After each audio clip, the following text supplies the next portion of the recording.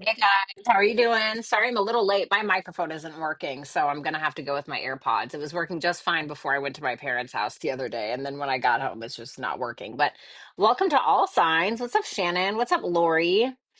Hello, hello, everyone. I hope you're doing well.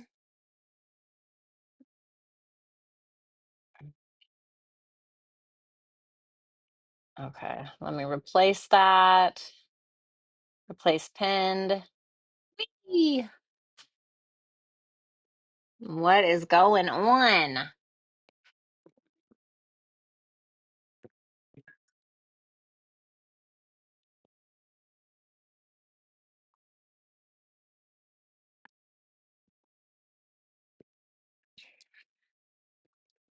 What's up, IMY?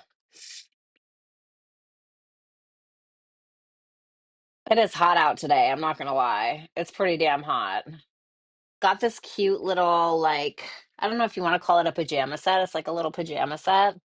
So cute. It has like these little matching shorts. I definitely got it in the junior section. You're going on what? Going on a hayride? I don't know. I don't know what I mean. Like, I'm going live? Yes, that would be correct. How you doing, Lori? I'm pretty good, Shannon. I'm hanging in there. Um, no, don't do it. Don't do it. Don't do it. Don't even think about it. Valeria is having a horny moment. I really need to get her fixed, but I am too busy paying a $3,000 registration bill now. And I took my sweet ass time getting her fixed, and now we're in this situation. Procrastination is 100% um, my biggest issue, I think, in life, honestly. What's up, Kismet? How you doing? Man. Ma'am. Anyway, guys, welcome to All Signs. We're going to be taking a look at who are they really. So, someone in your life, whether it's a parental figure, a best friend, a lover, etc. Usually, I focus on love, but apply it as you may. Take it as it resonates. We're going to see how this person is portraying themselves in the month of May, who they really are, and what their intentions are with you. Then, of course, I'm going to pull some advice messages. You can literally check for any fucking placement that you want. Why? Because this is just a general tarot read. If you want something more personal, then you can visit my website at violettaalexis.com and you can book through there.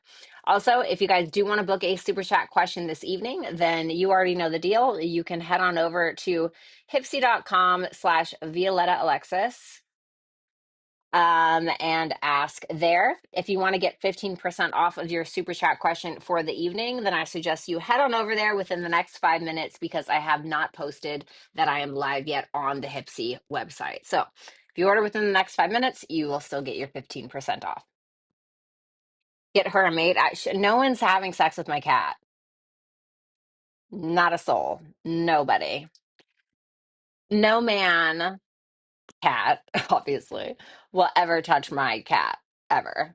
Sorry, she's too expensive. They can't afford her. Just kidding. But she's the 10 out of 10. I'm sorry, but I just don't really I've never met a cat that I think is good enough to bang her. Like honestly.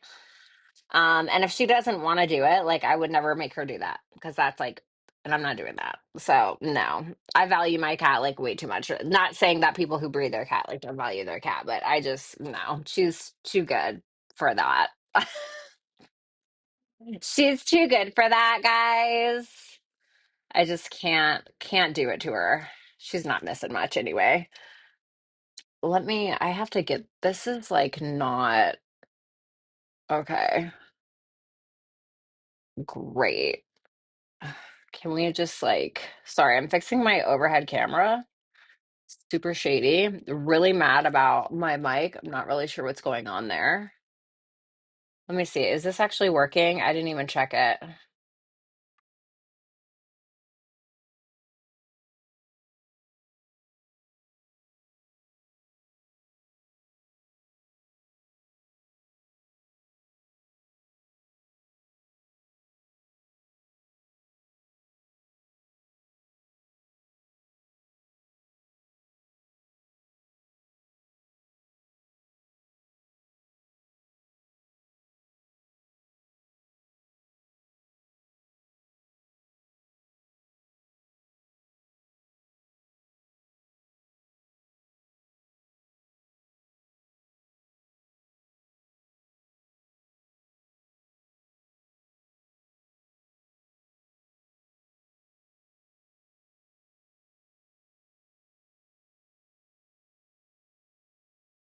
I don't know what's going on here.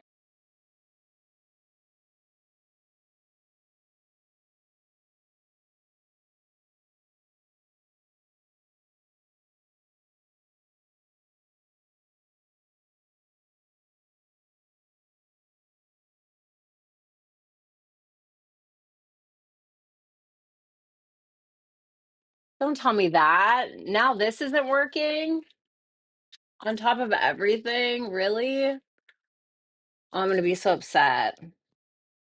Where is this? Maybe I need to plug it into the.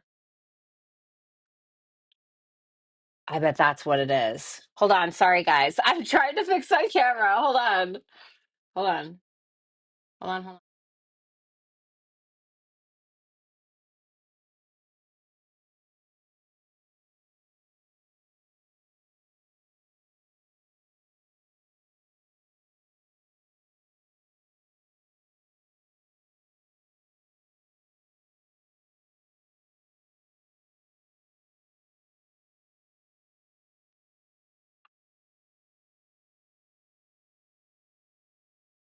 on. Okay, there we go.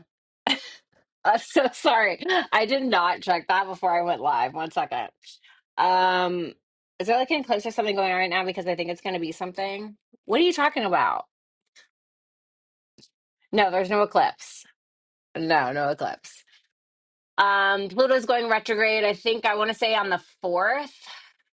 Pluto's going retrograde. Mm, I really haven't checked the transits for this coming week yet because I haven't done my little schedule thing that I usually post like every Sunday or Saturday. What is going on next week? Let me see. Let's see. I know that we're going to have a full moon in Scorpio coming soon. Um, May 25. There we go. Here we go. You feel like it's going to be something? Like what? Like you feel like it's going to be what? Like something weird is going to happen? Are you psyching yourself out? Venus conjunct Neptune today. Honestly, not a big fan of that transit. Really don't like it. Didn't like it in Pisces, didn't like it in Aries. Not really my thing. Um, I don't really like those. Not Venus conjunct Neptune. Maybe like a Venus trine Neptune, Venus even sextile Neptune, Venus conjunct Neptune. Like no, ew, hated it. Tomorrow we're gonna have a moon opposition to Pluto. Okay, so that can be a little bit difficult, especially when it comes to expressing our emotions. We can feel very manipulative or manipulated by another, especially from an emotional standpoint. Some hours later, we're going to have Moon conjunct Mars tomorrow. So that can be like, okay, we're feeling like we're being manipulated. Maybe something is coming to the surface. Maybe we're having some power struggles with someone, and then boom, hours later, Moon conjunct Mars. So this can make for some volatility emotionally, and especially when our egos are at play because the moon is going to be in Leo. Let's see what else is happening. Um, May 4th. Yeah, May 4th is when Pluto goes retrograde. Okay. So wherever the Aquarius part in your chart is, Pluto's going retrograde in that area. There's just going to be some questions that we're asking about what area of our life we're transforming and if we're happy with that. We can feel like something isn't changing as much as we'd like it to. There can, yes, be maybe some power struggles in some way, but it's really like a rethinking of the changes that we've already made in that part of our charts. Then on, let's see, we have May 5th. We have Mercury sextile Jupiter. So I feel like a lot of us can get some really great news. Take a class, take a course. We can get a really positive email that comes in. Maybe it's something that is a little surprising, or maybe it's just good news altogether. And so this is really good for communication. If you have to do like a webinar this day, or if you do want to take a course this day, or if you want to do some writing, or if you want to do some learning or something like that, that's going to be a really great day to do that. So mark May 5th. May 5th is what? Is that May 5th is Monday. Yeah, so this weekend looks a little barf with the moon opposition to Pluto and the moon conjunct Mars. But other than that, we have that Venus conjunct Neptune. I mean, I don't know how have you guys liked this Venus conjunct Neptune? Have you liked it at all? I didn't like it personally. I'm not, I mean, like, it's okay. I don't know. I feel like Venus conjunct Neptune in Aries was a little bit better for me than Venus conjunct Neptune in Pisces. Venus conjunct Neptune in Pisces, I got like really sick. Hated that.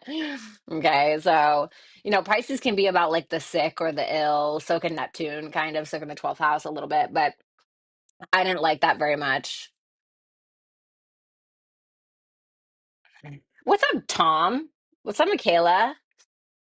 Tomorrow, it's no human interaction for me. Love that, honestly. I have to tell you, I listened to your hangout. That was like 2 hours and 12 minutes. I swear 90% of the things you said, if I said them to all of my friends, it would be exactly the same. It's wow. That's pretty funny.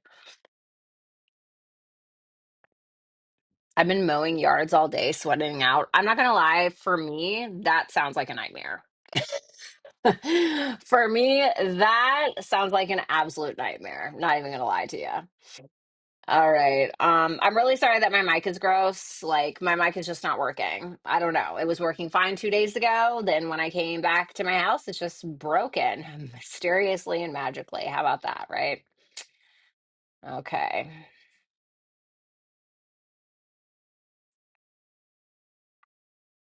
I swear there's just some people in my life that are just no. We got to get that out of here. Okay, here we go. Okay. May 6th, Venus is going to be sextile Pluto. Love this. Love the Venus sextile Pluto. This can be really, really great for money. Okay. This can be great for empowering ourselves, especially in regards to our self worth or our self value. This can be really sexy for relationships as well. Dare I say, even a little kinky. Okay. Venus and Aries, it's like the female archetype of like taking charge in some way. Pluto and Aquarius, kinky, in my opinion. I feel like it's a little kinky. Okay. And I could say this because I have Uranus in the eighth house, kind of similar. Give me a little kinky. So May 6th is really good for transformative creativity, really good for pumping up your self-worth and your self-value. Can even be really good for you to try out different ways to like work out, maybe something like that. Venus and Aries, I think, is really, really great for physical activity. I'm just kidding. But yeah, so then May 7th. Not any really big things going on. I feel like it's getting a little quiet. I feel like it gets a little quiet here. Not too much going on. Mercury does enter Taurus on May 10th. Okay. Uh, Although we do have Mercury square Pluto on that full moon in Scorpio. And it's going to oppose Uranus, but that's a talk for another time. I don't really know how I feel about that full moon in Scorpio. When you started talking straight women and attraction, same. I've always been the experiment. I'm only attracted to feminine women. My C is very small as a feminine lesbian tomboy, androgynous woman. I get that. Yeah. I mean, like the girls that I had been into were usually straight or they were curious. And me, I was like the perfect because I appear very feminine or I can, right? I appear feminine, but I could have a masculine demeanor. So then they also felt like, oh, well, I don't have to like take control. I don't have to be intimidated. She's gonna like, So I was like the perfect bridge for women looking to figure it out. You know what I'm saying? So yeah. Anyway, thank God for audio and video. Wait, what? I've been fighting with a landlord who is gaslighting me on the backflow in the tub and the dog that hollows every day, all day. You sound like you're in a really bad situation. I wish I could have looked at your transits before you decided to move, honestly. All right, guys. So let's go ahead and get started with all signs. I think I'm going to start with Pisces first. Merc. No, not that. Then work our way to the front of the line with Aries. Okay. So once again, if you guys want to book a super chat question this evening, as you guys very well know, it is going to be on Hypsee. Okay. So let me go ahead and start this live event. Whee! All right, guys. All right. You be a stepping stone, not good. I wasn't a stepping stone, bitch. I was the entire bridge.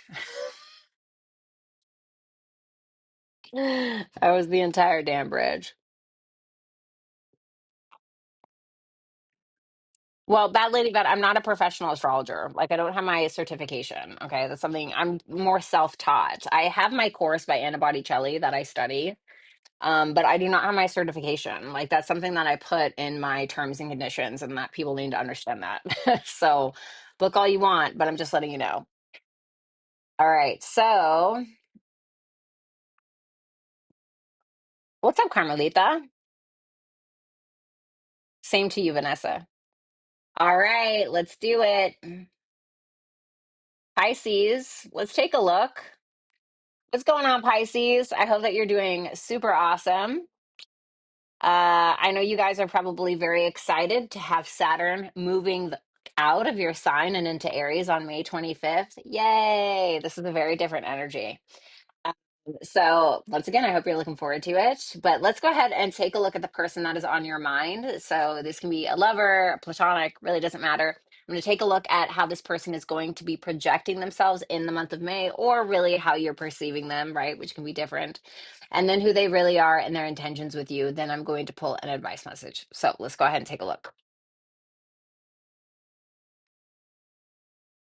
Okay. How you're going to be perceiving this person in the month of May. We have the Five of Swords. Who this person truly is, the Queen of Pentacles reversed. Their intent with you is the Sun. I mean, the Five of Swords for viewing somebody in this way is probably not the best. You may feel like they're being a little pushy, or you may feel like they're up to something in some way. Now, obviously, I'm going to have to clarify, but that Queen of Pentacles in reverse for who this person truly is, this can be somebody who maybe is a little manipulative. This can be somebody who has a lot of insecurities. Sometimes the Queen of Pentacles reverse can be a little cruel or be a little mean in some way. And it's usually because she's projecting some kind of self-worth or self-value issue onto another. The Sun, I like the Sun. It looks like good intentions. It seems like this person does probably want to make you happy and be happy in return, but let's see.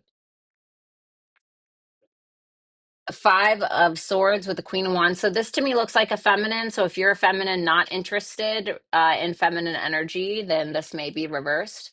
The Seven of Wands reversed.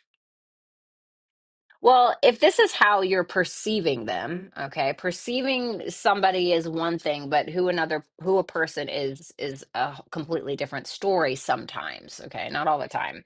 Sometimes it's you see what you see is what you get, but not all the time. This is somebody you're seeing as having a very strong sense of self. Somebody who you're seeing as not going to back down from a fight per se. You may even feel like this person is quite intimidating to you. The seven of wands in reverse can makes me feel like you are the one that's being intimidated by this person. Okay? So whether this is a new person, whether this is a past person, whatever it is, there's something about this person's demeanor that kind of has you tucking your tail between your legs a little bit. And it's probably because of the Five of Swords and the Queen of Wands. The Queen of Wands, at the end of the day, just as an archetype, doesn't give a fuck what you think. And that can be intimidating to a lot of people. The Queen of Wands does not care what you think. This is somebody that does not, at least this is how you're perceiving them. Okay. You may feel like they don't care what you think. You may feel like they don't even care what anybody else thinks. You feel like this is also somebody who's very comfortable with who they are. And there's a very strong determination to take the lead in some kind of dynamic, whether that's you, whether this is at work within a group and this person is taking the lead, whatever it is, you do deem it as intimidating. I do want to clarify that Seven of Wands reversed, the Knight of Swords reversed. You may find it advisable to play along with whatever this person says because their demeanor is so strong. And not only that, but you think they're sexy. The Queen of Wands is very sexy. She's very gorgeous, or he, they're not gender specific. So while they're very attractive, I mean, this is like, I don't want to say it's dominatrix energy, but it's strong. It's potent. It can be intimidating to people that don't like it. So,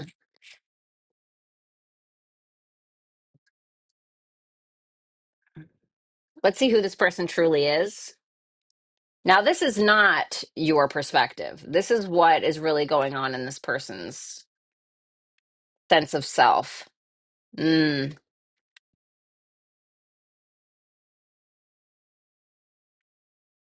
The Queen of Pentacles reversed, the Ten of Cups reversed, the Five of Pentacles in reverse. This to me is somebody who's been very influenced by a mother figure in their life. Somebody in regards to their family, whether it was an actual mother or just some kind of motherly archetype. I feel like this person has likely been influenced by. But whatever the case is, this person has probably swallowed a lot in their life, especially when they were unhappy. They may be the type of person to pretend like everything's fine when really they're fuming underneath the surface. I think that they have probably learned how to come out of that on their own. I think that they are someone who's dealt with abandonment issues or feeling like they're not worth anything, feeling like they're not worth a relationship, whatever it may be. There's a lot of insecurities that do come with this particular individual. And I think a lot of it is familial influenced, like family influenced. So it's interesting to me because with the Queen of Pentacles in reverse, which can so much very much be about a person who holds a lot of insecurities within self, the Five of Pentacles in reverse tells me that maybe they give to relationships, Ten of Cups in reverse, that are not really for them in order to feel some level of comfort. So maybe they'll go along with what their partner wants just to feel like they're a part of something. Or maybe they will, swallow their words with a mother figure or for a mother figure that is very abusive towards them because they want to feel like they have a mom or whatever it is. So there can be some issues that this person has in regards to that particular behavior. Well, this is their intent with you. I mean, I'm not mad at it. The Sun, the Ace of Cups, the Knight of Pentacles. I mean, from what I see, now it's only a three-card read here, but from what I see, I don't think that this person has bad intentions at all. If anything, I think that they have every intention not to just shower you with love or compliments or boost your ego, but also somebody who's willing to actually put in the work, like love you a long time kind of shit. Okay. This is somebody who's going to try to do it right because they don't want to have to go back over it. This is practical. This is stable with a touch of ego, with the touch of emotion, and a healthy, stabilizing way. So you're finding them as quite intimidating for whatever reason. Maybe you find the relationship intimidating. Maybe you find relationships intimidating within themselves. I'm not really sure.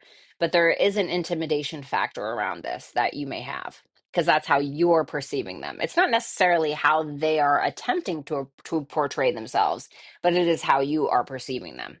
So let's see what your advice is. The Knight of Cups and the Emperor. This is asking you to take charge. It's asking you to be vulnerable, yes, but any of the little petty stuff that you focus on or you're holding on to, throw it out of the window. Okay? I mean, at least if you want this person, because from what I can see, their intentions are good. So if you feel comfortable enough to move forward, then I suggest you take action. I really think that you should take action. Any of the petty drama, the immaturity, any of that, it can't be here. It has to go with that emperor. Okay. So for some of you, this is obviously reversed. Nothing I can do about that. Okay. But thank you so much, Pisces. I really hope that helped. I hope that you will like, share, comment, and subscribe. And if you would like to book a super chat question with me, then you can do so at hypsee.com/Violetta Alexis.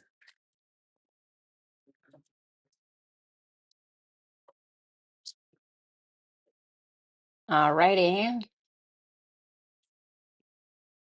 What's up, Akriti? I hope I said that right. Thank you so much for saying so, Aquarius.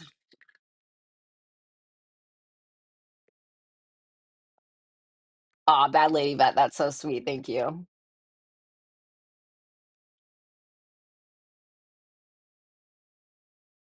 Oh, thanks, Shannon. That's very kind. You guys are so sweet. You guys are way too nice to me. Keep going. All right, Aquarius, how you doing? Let's go ahead and take a look at the person that is on your mind. We're going to take a look at how you're perceiving them, which is not necessarily their truth, but it is yours. We're going to take a look at who they really are and their intentions with you in the month of May. And then we're going to take a look at advice. So let's see. How you're perceiving them is the Hierophant reversed. Who they truly are, the Three of Cups reversed. Their intentions, the Nine of Cups in the upright. Okay. A little bit of a rebel is what I'm getting with that Hierophant in reverse. With that Three of Cups in reverse and the Hierophant in reverse, this may be somebody who's not particularly traditional, maybe when it comes to relationships, or if it's not that, although it's a little coincidental for me that the Three of Cups is in reverse with the Hierophant in reverse. Sometimes I feel like with these two cards, I immediately think of somebody who's polyamorous. Is that what it is? Or polygamy? Maybe not polygamy. I think that's like a Mormon thing. But I think it's polyamory, whatever it's called. It can be something like that. Okay. Maybe this person's, I'm not trying to be crass, but it can be maybe this person's into threesomes or something like that. Okay. If it's not that, this can be maybe somebody who is you feel does not align with your morals or your values, okay? Or maybe they're not really on par with your particular traditions. I feel like their intentions look good, but let's go ahead and clarify. The Empress reversed, the King of Cups. Is this a feminine? No, this is a masculine, okay?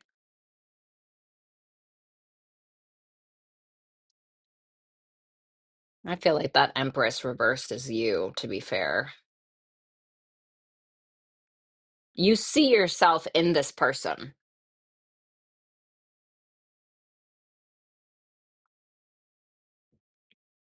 It's almost like, well, let me get to you in a second. The King of Cups here tells me that you view this as somebody that you're either A, in love with, or you feel like you could tell this person anything. For the most part, you may also believe that this person is pretty emotionally mature. Maybe they don't always express their emotions, but you may intuit or you may feel that they have a lot of them for you. The one thing I would watch out for is that Empress reversed, because I do feel like that might be you, where you may feel as though you need to prove something to this person, or you may feel like you need to overgive or overdo it in some way in order to get what it is that you want, even though it's not really in alignment with who you are. So maybe, you have been, I don't know, an atheist your whole life and like that's what but you're like, well, you know maybe I'm willing to conform, in order for this person to love me or something like that. Okay, that doesn't have to be what it is, but you know what I mean. Or you can even be conforming to something that's not so traditional, even though you're not really like that. So like, oh yeah, I love threesomes or whatever, right? It doesn't have to be like that, but apply it as it resonates. For others of you, this can maybe not be you. This Empress in reverse, you may feel like this particular person has someone else influencing them, whether it is a mother figure, a baby's mother, or some kind of feminine energy in their life that you may feel is mm,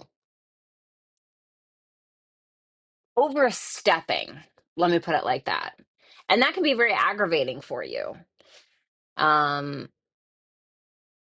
But whatever it is, I don't know which would be worse, you being the Empress in reverse or somebody else being the Empress in reverse influencing this person, quite frankly. So I don't know, but take it as you may, right?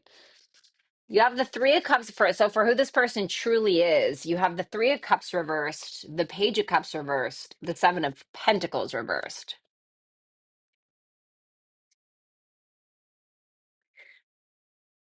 Aquarius, let me put it like this.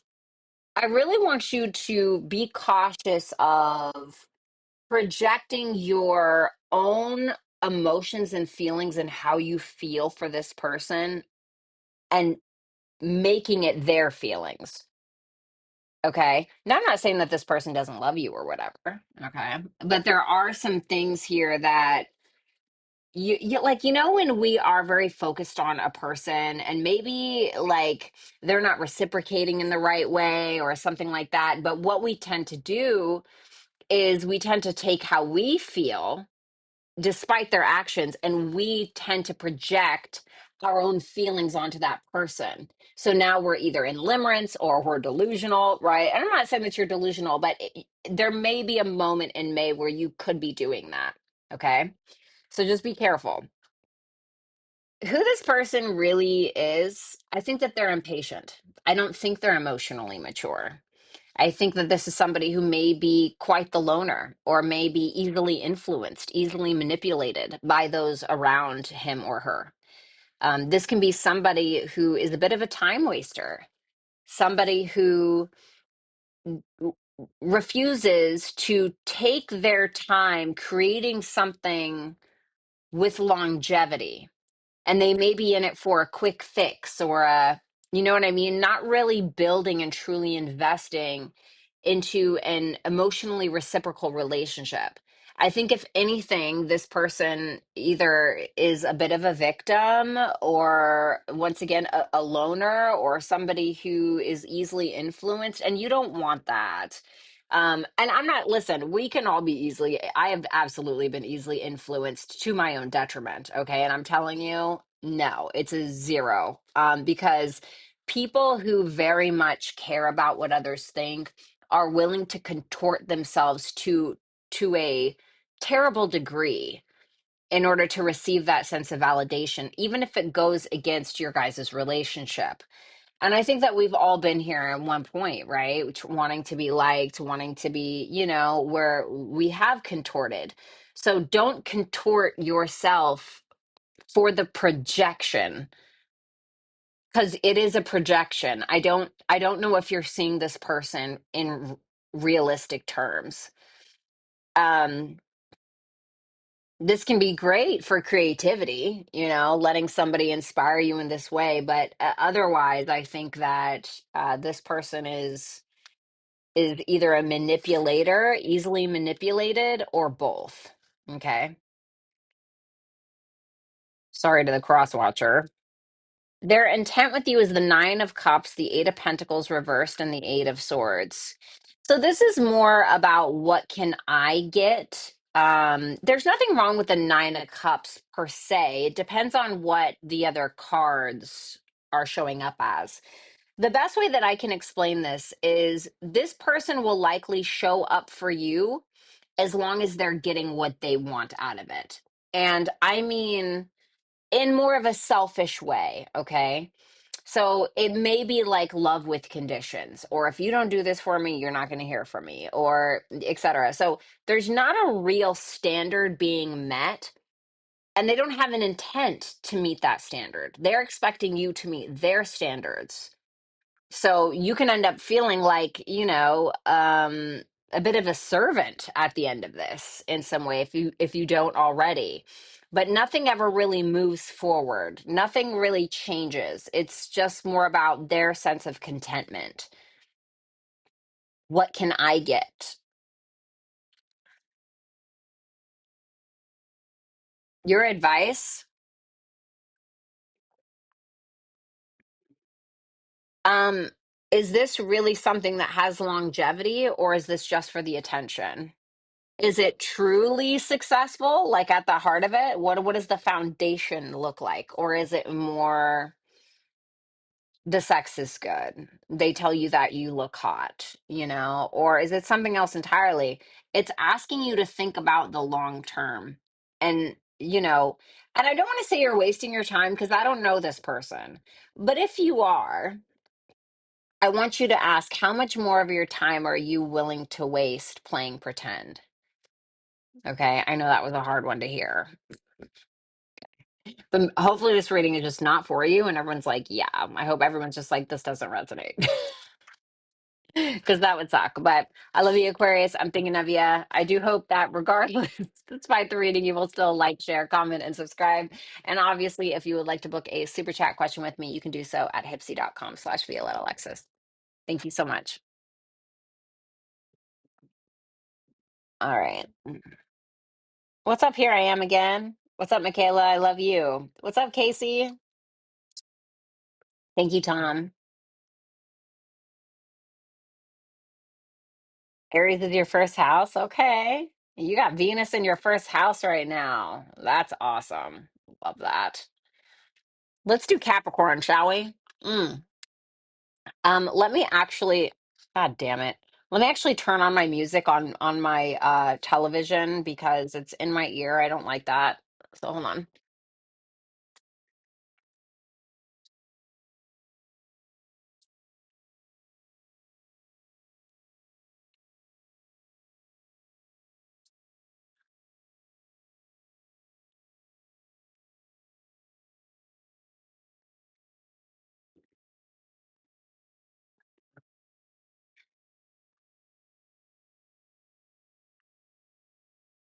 All right, cool.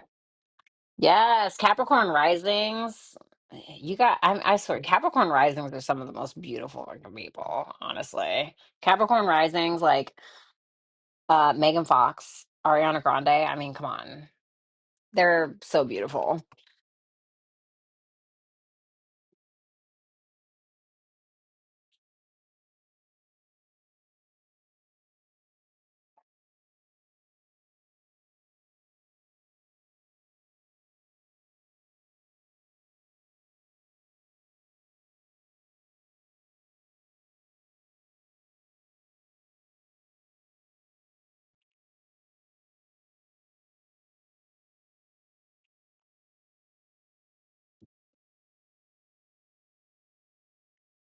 I feel like a lot of Pisces risings, they not in a bad way, but you could their teeth look like little fish teeth. There's an astrologer, it's really cute. Or they have kind of like the sleepy, droopy Neptunian eyes, like Billie Eilish, right? She's a Pisces rising. But there's an astrologer on here and she's a Pisces rising and she has teeth, they look like little fish teeth. It's really interesting. It's really interesting to see. Well, I'm sorry, Alma. I mean, I'm not, I can't make up a story for you. You know what I'm saying? Like, I'm gonna tell you the truth. So I'm not gonna lie to you. I'm just gonna tell you the truth. So look at your other placements. All right, let's do Capricorn. All right, Capricorn, let's go ahead and take a look. We're going to take a look at the person that is on your mind, how you're perceiving them, which is not necessarily their truth, but it is yours, who they truly are, and their intentions with you. Then I'm going to pull advice. So let's go ahead and take a look. The Hermit reversed could be a Virgo. The judgment for who this person truly is. Their intention is the Four of Swords. Okay. Well, all right. This is very deep here. I mean, this is so much about healing something, being accountable, making the right decisions, hugely transformative, hugely self-aware. Very deep, very mental is what I'm getting with this. So let's see how you're perceiving them. Queen of Swords reverse. This could be a feminine energy with the Justice. Whoa.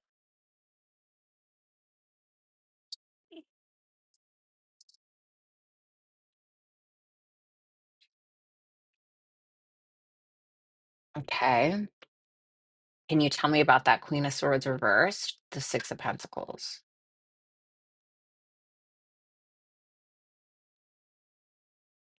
This is a feminine energy. Okay. Um, well, at least how you're perceiving them, right? You look at this person like they've really been through it. They've been alone. They've come out of the other end quieter. I don't want to say softer, but I will say quieter. And I feel like people who, I don't want to say quiet people are more intelligent, but there's almost like this deep water. Somebody who is very intelligent. That's how you see them, but you feel like they don't play all of their cards. You may feel like this is somebody who acts more than says. And you feel like when it comes to what they're thinking or the intelligence that they hold, you may feel like they, once again, keep their cards close to the chest because of the knowledge and the wisdom that they acquired during a dark night of the soul or during childhood or whatever it is that they've been through in their life. And at the end of the day, you see them as doing the right thing, doing the just thing, maybe even when it's not the most liked thing. And this is kind of like, my favorite archetype, like in the movies, right? It's like, the guy or the girl that, isn't always the most liked, but they have to do the difficult thing because maybe it's not the most liked thing to do, but it's the right thing to do. And I love those archetypes. And that's what that kind of reminds me of. Like, and I know I've said this before, but like Rick from The Walking Dead. I don't want to say Rip from Yellowstone because I don't think he necessarily does the right thing, but he does do the hard thing. Um, but anyway, I can't think of the other archetypes, okay? But that's what this kind of reminds me of a little bit. So, who this person truly is. Wow, the Judgment, the Two of Cups. Once again, a lot of depth, the Page of Swords. You know what this reminds me of? This reminds me of somebody who's gone through the absolute fucking trenches and has still managed to keep their emotional innocence. They have managed to keep their, not naivete, purity, kind of. Because, the pages come after the tens, right? So there's ace through 10. That's a whole fucking journey. And then you get to the page after you've graduated from there. So I feel like this is somebody who's really been through a journey that is so incredibly transformative, yet they have still been able to keep that sweet sense of innocence with the way that they perceive love and the way that they perceive connection. And I feel like they're always learning, always curious, always thinking, how can I best protect the people that I love? Or how can I best love you? How can I best even love myself? How can I make the right decisions that are true to what my heart really wants? Damn, Um, this person, I also believe I like this person. Okay. If I'm going to be honest, I don't know. I don't know what your relationship with is with them. Maybe you'd absolutely despise them, but I like this person because this is somebody who transforms greatly in a positive way through their emotional relationships, and also somebody who is, I think, going to answer the call even when it's hard, is going to make the decision even when it's difficult, even when it's not necessarily the most liked. This is a powerful person, in my opinion. Their intentions with you, wow. Wow, okay. I heard we can do it all. Okay. I'm getting like a lot of sexual energy on this one. Four of Swords, Temperance, and the Seven of Cups for this person's intention. Okay. They intend to make decisions from a healed place. Once again, I think that this person has been through the ringer. I think that a lot of things have made them very paranoid, caused them to overthink, etc. But I feel like this person has a more balanced mentality, or their intention is to have a more balanced mentality, especially when it comes to the relationship. And what comes before the Four of Swords, right? The Three of Swords. So this person is someone who has been deeply wounded. I don't know if that's by you. I don't know if that's by somebody else, but they are trying to be okay with not having control. They're trying to be okay with who they are, what they've went through, making balanced decisions. And sometimes they know that that means they have to detach from their own feelings in order to make the right decision. I think with the Seven of Cups here for their intention, there's a little bit of fantasy here. There's a little bit of fantasy here. And I think that it's a very strong sexual energy, in my opinion, because I take a look at this temperance, which is Sagittarius. Sagittarius is ruled by Jupiter. Whatever Jupiter touches, it makes it a little bit more positive. It makes it a little bit bigger. Well, what is it touching? Venus and Scorpio, Seven of Cups. What is Venus and Scorpio? First of all, me. Thank you very much. But Venus and Scorpio is incredibly deep, incredibly loyal. There are some negative things as well, but the rest of these cards are positive. So I'm going to go with the positive definition. Somebody who can be, a little obsessive, can be in a sexy way. Okay. Somebody who will, like, let's say, for instance, utilize you as their muse, think of all the possibilities. I feel like pretty much anything that you tossed to them, I feel like they could catch. Your advice is the Five of Cups and the Fool. Whatever it is that you're holding on to, whether it's a negative outlook, whether it's some past issues, maybe you need to ask for forgiveness, maybe you need to give forgiveness. I don't know what it is. But I think the only way you're going to be able to have a fresh, pure start with this person is if you're able to forgive or be forgiven or ask for forgiveness, or instead of kind of moping around and looking at all of the negatives of either yourself, this person, the relationship, your past, look at what you learned from it, or what do you have to work with now because of what hasn't worked before? What is left and what can you do with it? And now, how are you going to apply it? This is more of a fresh start advice. Okay. So thank you so much, Capricorn. I hope that you will like, share, comment, and subscribe. If you would like to book a super chat question to get read during this live stream, then you can do so at hypsee.com/Violetta Alexis. Thanks a lot.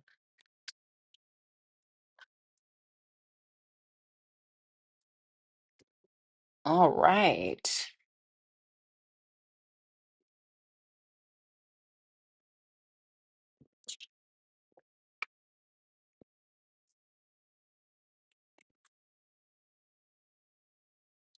Bum, bum, bum, bum, bum, bum. Dun, dun, dun, dun, dun, dun. Pew, pew. All right, let's go ahead and do Sag. All right, Sagittarius. How you doing? I hope you're doing great. Ma'am, what are you doing? Where is she? I don't want to run over you. Where are you? Okay, you gotta go, baby. I'm sorry. You gotta go. All right, thank you. Okay. Interesting Capricorn message. I am curious who this person is. Shit, I'm curious who that person is. You don't want them, send them over to me. Just kidding. All right, Sag, I hope you're doing super great. Let's take a look at the person on your mind. This can be platonic or obviously romantic. We're going to take a look at how you're perceiving this person in the month of May 2025. So not necessarily their truth, but it is yours. Who this person truly is, their intentions with you, and advice. So let's go ahead and take a look. The High Priestess. Yeah, Pisces energy here. How you're perceiving them. Ace of Pentacles for who they truly are. Their intent with you. Three of Wands reversed. A little bit of frustration here. Okay. There may be a bit of a delay, like an intentional delay with maybe you guys connecting, or maybe this person, if they've been waiting on you for a while, they could stop waiting on you. They may not want to wait on you anymore. Okay. The High Priestess is the desirable woman, but it can be a man. Okay. So keep that in mind. But you view this person as somebody who's very desirable. You may feel like this individual is incredibly intuitive, somebody very sexy, somebody who has the sacred knowledge, somebody who kind of knows all, right? So I think of the High Priestess as somebody who, like, if you try to lie to them, they're already going to know before you try, kind of thing, right? I'm not saying that you would do that, but it's just an example. The Ace of Pentacles is somebody who creates opportunities, not afraid of hard work, right? So let's take a look.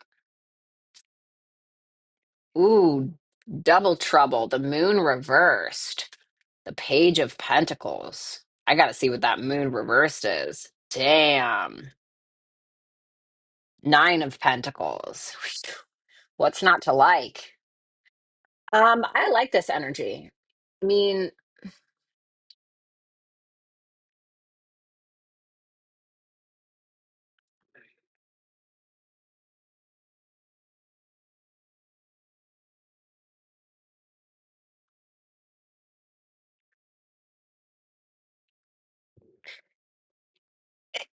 You may perceive this as somebody who maybe used to have a lot of fears around being alone, around being independent.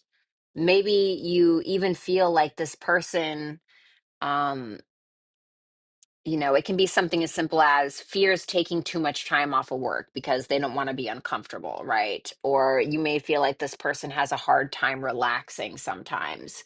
But I see this as mostly positive. I think that this is somebody who may have even overcome that fear, or you may feel like this is somebody who is overcoming that now, but you feel like they're very intuitive, very, very intuitive, very intelligent, very attractive, but it's more of a subtle, mysterious kind of attractive as opposed to in your face, right? Like a fire sign or something like that. So there's a subtlety, sexiness to this person with how you're perceiving them. And you may even have this uh it almost feels subconscious, like this subconscious projection where you may project a lot of your fantasies onto them, especially sexually, but you may even end up projecting a lot of fears. You may even feel like maybe this person, I don't want to say has a lot of expectations, but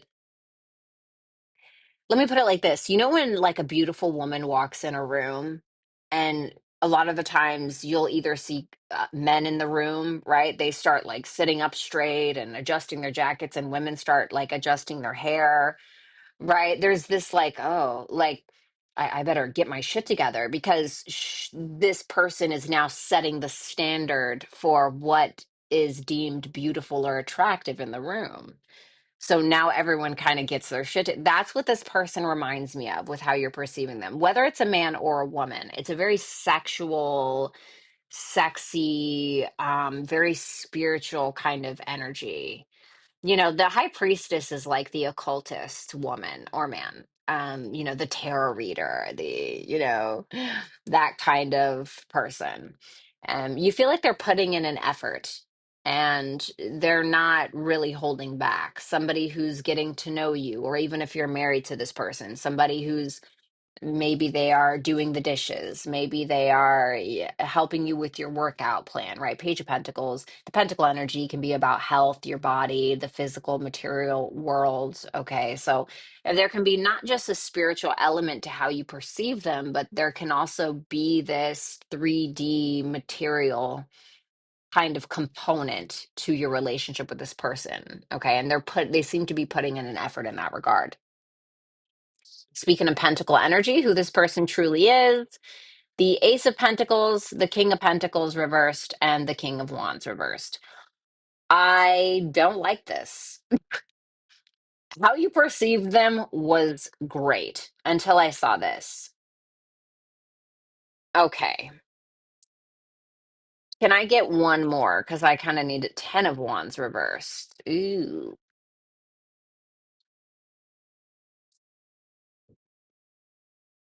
Okay.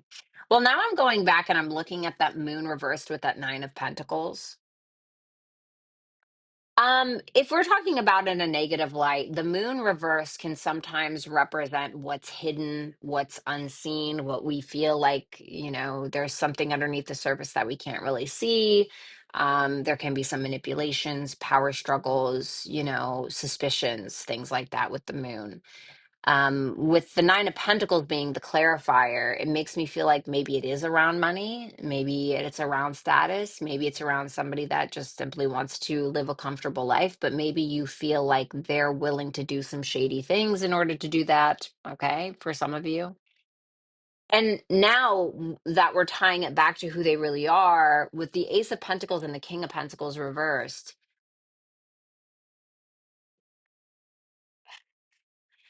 this would be like the opportunist, okay? The opportunist who's not afraid to put in the work, but at what cost and for what reason. So when we're seeing something like this, it is somebody who's willing to put in the effort, but for what and how? It's very much driven by ego. It's driven by status. It's driven by how they're being perceived because they may not but they may not realize that that motive is actually making things harder on them as opposed to something that is genuine to them. And we've all done this. Okay, we've all taken shortcuts, bitch. Okay, I'm certainly not an angel, and I don't want to be, quite frankly. But this person is probably going to end up having to learn in time how to make their own way, how to become a leader.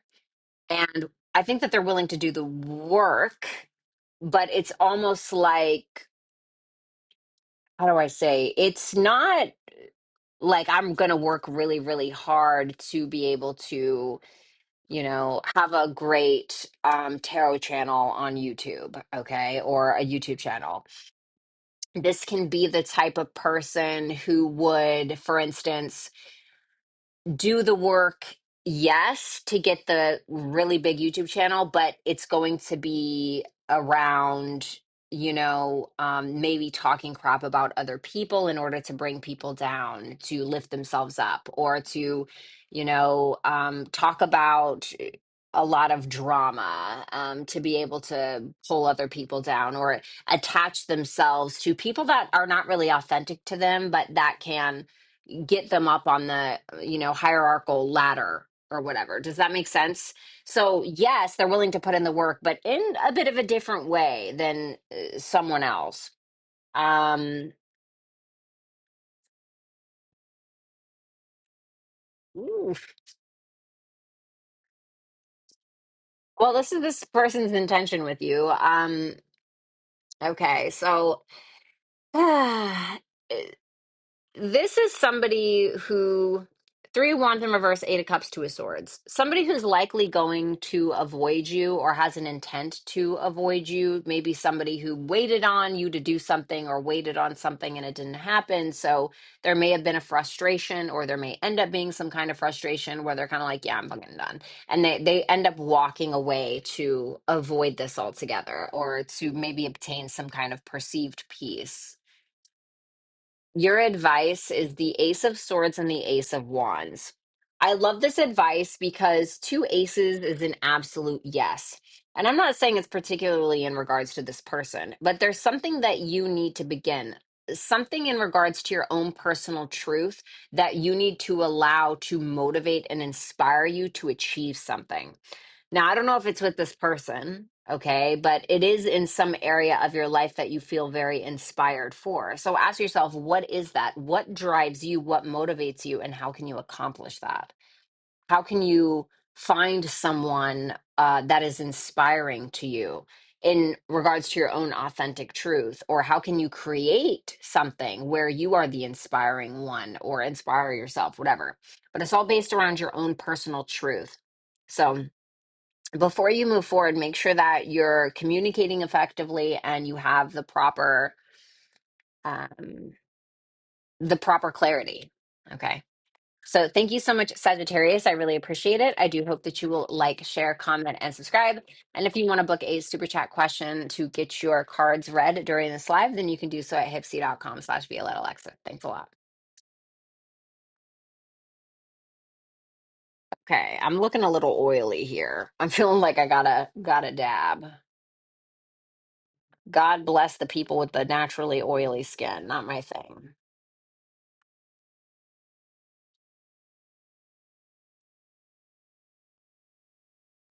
Donna, it's just trolls, honey. Nobody has a heroin addiction. Just ignore it.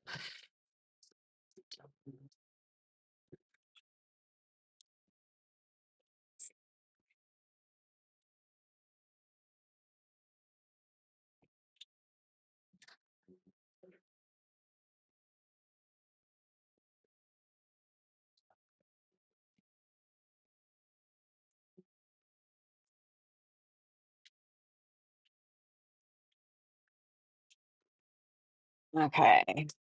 Now let's move on to Scorpio. Speaking of Scorpio, hey Scorpio, I hope that you guys are doing really, really great. Let's go ahead and take a look at the person on your mind. We're going to see how you're perceiving them. So it's not necessarily their truth, but it is yours. Then we're going to take a look at who this person truly is and then their intention with you. So let's go ahead and take a look. The Queen of Cups reversed. So this may be a feminine energy, or you may perceive them as feminine. The Six of Swords for who they truly are. The Magician reversed for their intent. Whoa. Let me clarify before I say anything. Three of Swords reversed. The Six of Cups reversed. Oh my goodness. Okay. Well, I don't know if you've ever met like a pissed off Cancer or a pissed off Scorpio, but it is not fun. Okay. This is a little bit of a combo with that. I say that because the Queen of Cups is Cancer. I say that because the Six of Cups is Sun and Scorpio. Okay, so it's a very water energy when enraged or when hurt can be sometimes very spiteful, or they can very much hold a grudge. You know, sometimes it's not what you see is not what you get. Okay, there can be some undercurrents, let's say, some monsters under the sea, okay? And you have no idea what the fuck you're jumping into. So, with this energy, this to me, how you're perceiving them is kind of like that, but you see them as being very upset about something that has occurred in the past, very pissed, upset, grudgeful, spiteful, even hateful to an extent. And it's because you believe that they're very pain stricken over something. And so you may feel like they're either overly sensitive because of that past issue, right? Sometimes when we've had enough triggers in our life, there can be this, uh, oversensitivity to that topic, whatever that may be. Okay. So if we've been verbally abused a lot, let's say, those verbal triggers can be very easily, even when maybe the person doesn't mean it, because we're so sensitized to those things. So you may view them as that. Now, is this true? I have no idea. I don't know them. It's just your perspective of this person.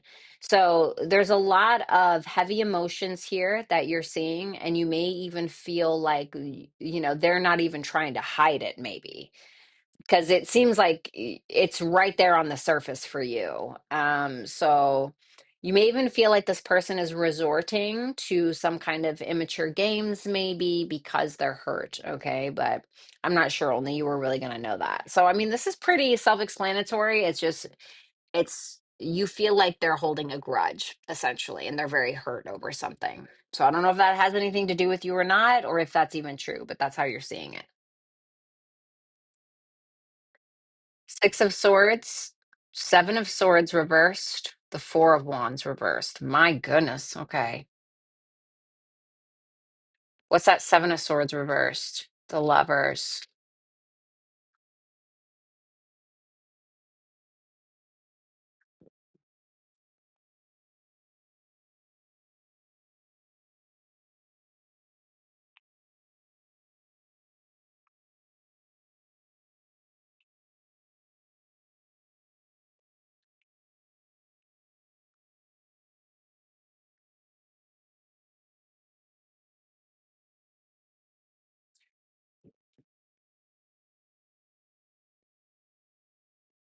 This person makes me think of a crab in a shell. A crab in a shell. Like a crab that is very protective of what's inside of that shell. I don't think that they're the type that is going to want to play games. I think that they may sometimes take a more passive approach because of things that they don't want to deal with. This person may have guilt potentially around certain decisions that they've made, or guilt around some kind of romantic situations. But if it's not guilt, whatever it is, there can be a very big need to, um, I don't know, go inside of oneself and try to escape, out of fear, out of insecurity. This can be somebody who probably very much wants a beautiful connection, but may fear it at the same time. I think that this person is probably a very transparent person, or they even know their own personal truth in regards to how they want to express themselves in a love relationship. but there may be a lot of insecurities around how they express themselves. You know, maybe there's a fear of being vulnerable. Maybe sometimes they just shut up and kind of don't say anything at all, even though they really, really want to. But the Four of Wands in reverse can represent somebody who is unhappy with their own personal truth or with a lot of, you know, circumstances regarding relationships. So the Four of Wands in reverse can kind of like go inside of oneself, like a kind of like a turtle, I guess. Maybe not, a crab is not the right word, a turtle, you know, especially when wounded or when feeling like there's going to be some kind of confrontation. They may go inside of themselves and not really say anything at all.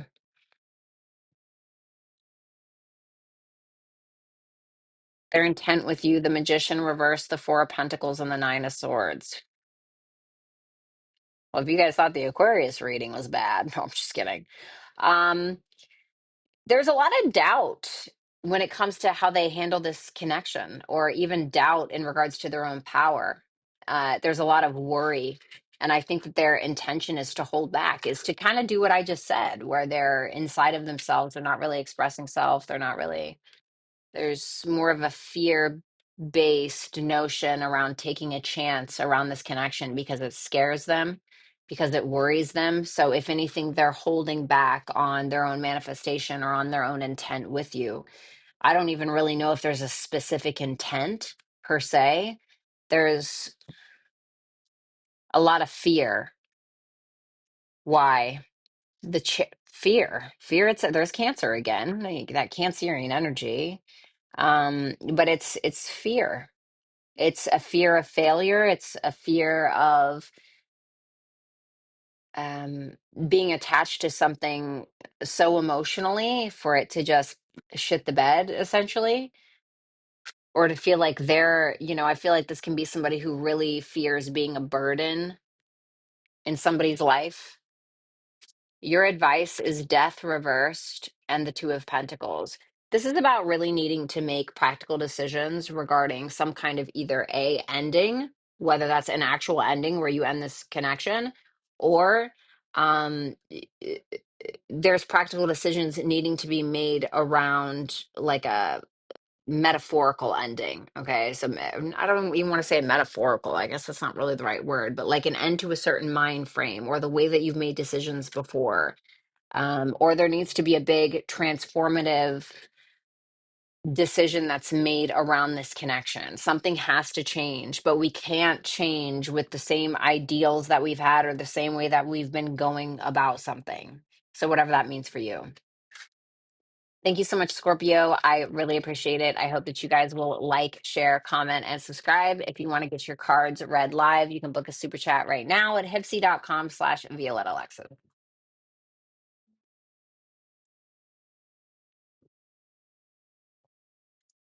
Oh, Oracle, you're so darling. What's up, Jake Johnson?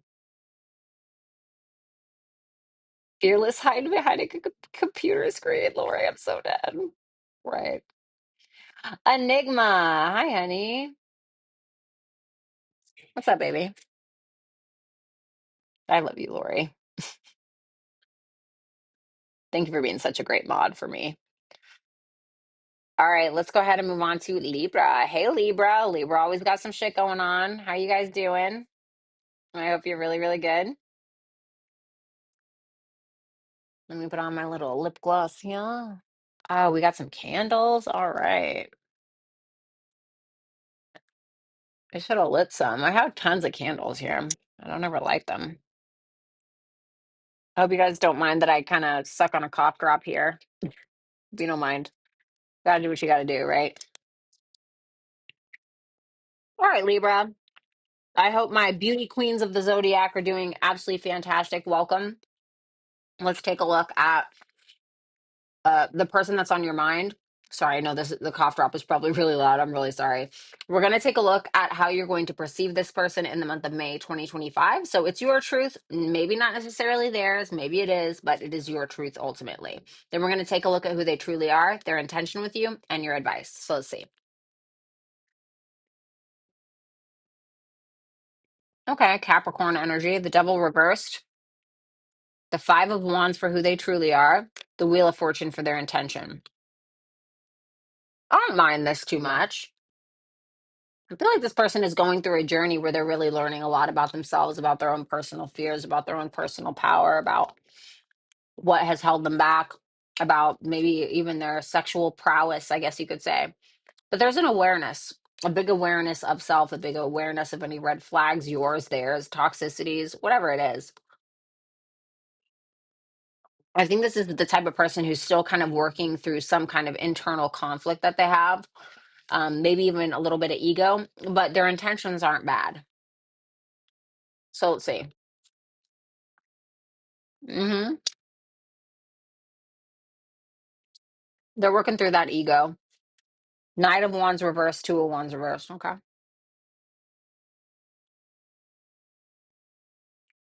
This person is afraid with how you, at least how you're seeing them. You see them as being afraid, not coming out of their comfort zone.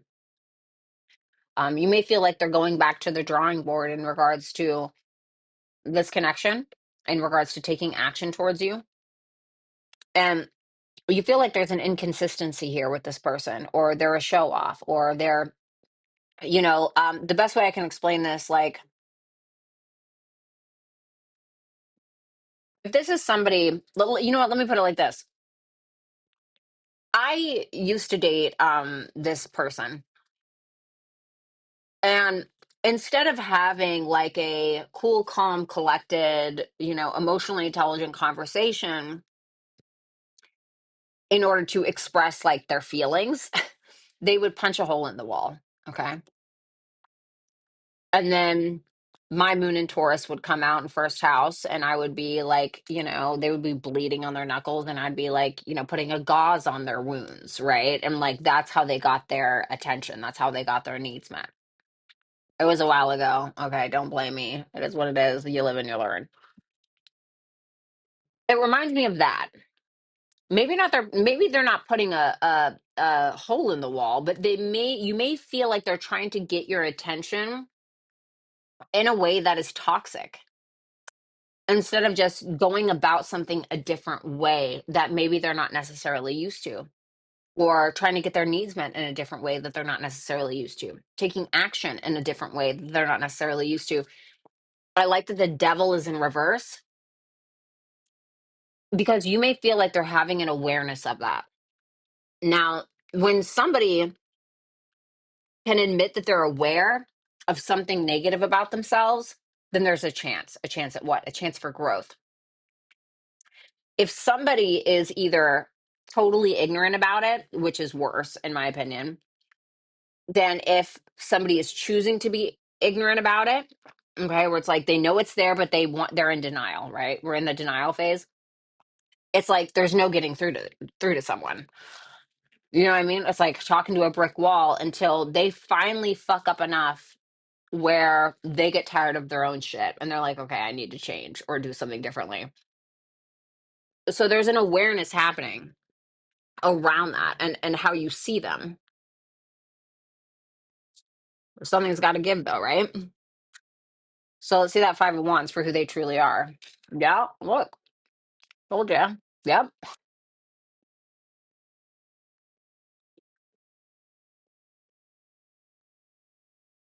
They're fighting the perspective that they know is inevitable. They are fighting the perspective that they know is inevitable.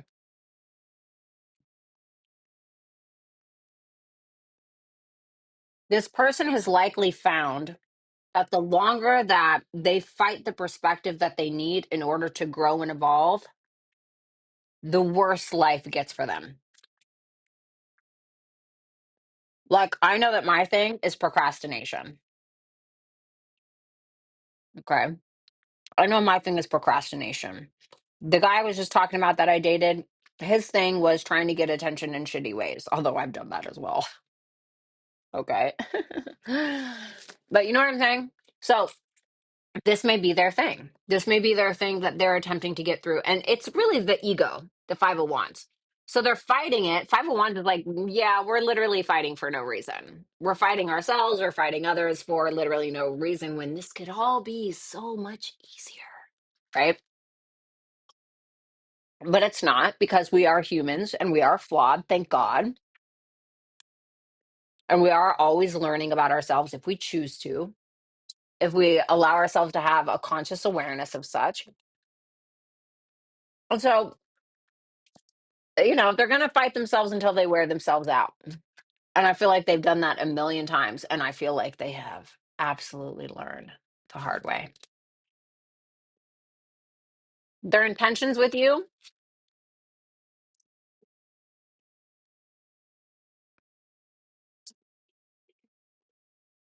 Wheel of Fortune, Three of Pentacles reverse, Page of Wands reverse. Some immaturity here. There's that ego again. Um, this can be somebody who you may have found disagreed with you just to disagree with you, or somebody who wanted to argue about, a perspective, just to argue about a perspective, just so they can say, like, for no reason. You know what I'm saying? Just like for as an ego thing. Like when men try to like mansplain shit to you and you're like, please, right? Whatever it is. But the Wheel of Fortune is going to trump the rest of those cards, which makes me feel like this is somebody who has the intent to learn. It's Jupiter, the Wheel of Fortune, which is about a higher perspective. It's about philosophy, religion, spirituality. Okay. But it's about philosophy. It's about the big picture of something instead of getting lost in the fucking details all the time. What is the big picture? What do I really want at the end of the day in regards to this connection, in regards to this job, in regards to my life's purpose? What is it that I really want? Right. And I'm not talking like, oh, I want to be a writer, right? Like me, I want to be a writer. Well, what is it that I really want? I want to make people feel shit, right? I want to make you cry. Okay. I feel like all writers are a little bit sadistic, especially George R. R. Martin. Anyway, I digress. But what is so I feel like they're in that mind frame, or at least that's their intent. They're trying not to control something so much, and they're trying to just kind of like let go and let God.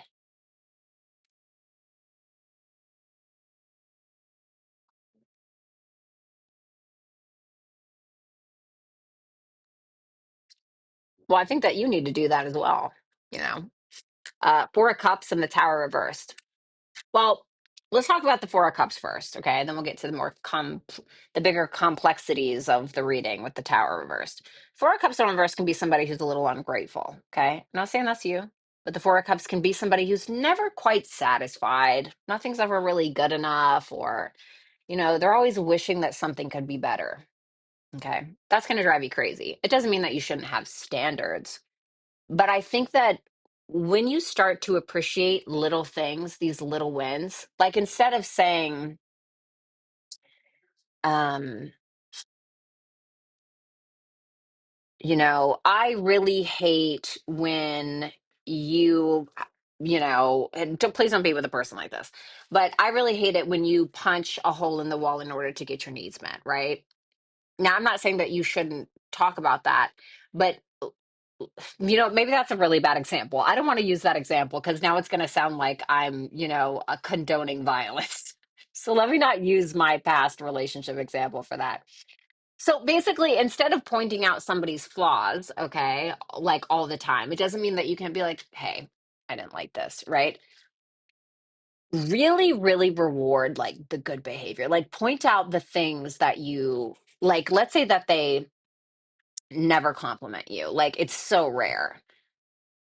But then when they do, make sure that they feel it.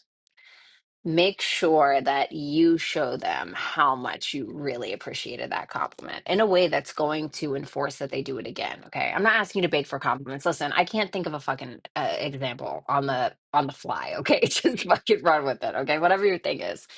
So now if this is somebody who's actually like violent and stuff, and you're like, well, maybe I shouldn't just speak up and I should only reward them with that. No, that's not what I'm talking about. All I'm talking about is the more that you focus on the positive things about a person, okay? I'm not talking about a super toxic relationship, okay? But something that is fixable. When you start focusing on the really positive things that a person is doing, they tend to want to do more of those things. And you will find that they will naturally sometimes fall back from the negative behaviors that maybe you don't like so much. And so I think that it's about maybe letting somebody have their own process, but it can also be about you just letting something crumble if it needs to. Okay. Maybe we don't need to control things all the time. Like I remember I was in a relationship with somebody and I was like critiquing this person all the time. Like I was like, right, hello, six house stellium, Virgo sun, right? I was critiquing this person a lot to the point where they started getting really nervous about everything that they did. And I was like, holy shit, like I made this person into an absolute, like, you know, a schizophrenic bastard. Like this person is like shaking like a like a leaf, right? Like I don't want to. And so I finally got to a point where I was like, you know, I'm just gonna let them do what they need to do. Like let them just be who they are. Now I don't know if that's your situation. These are just examples, okay? So just apply them as they may. But the tower comes along when we're really needing to let something crumble if it needs to, so it can be rebuilt. So you kind of have to ask yourself like what that is. Sorry, I didn't mean for that to go on so long. Anyway, Libra, thank you so much. I do hope that you will like, share, comment, and subscribe. If you want to book a super chat question during this live to get your cards read on this stream, then you can do so at hypsee.com/Violetta Alexis. Thanks a lot.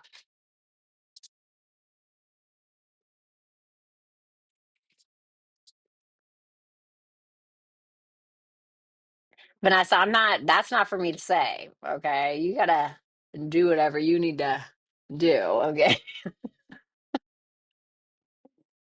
Oh God. I can't win with Vanessa. No, Lori, sorry. I know we were on Libra for a minute. Sorry, I didn't mean to be on Libra for so long, but here we are.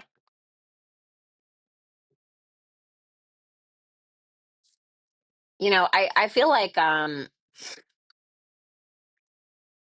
see, I was like just real quick, right? I know we're getting a Virgo, blah blah blah. Okay, but just real quick, like I'm such a bad procrastinator. I was even late to my own birth, okay? I was supposed to be born on September 9th. September 9th. I was born on September 21st. I would have probably been an Aries rising.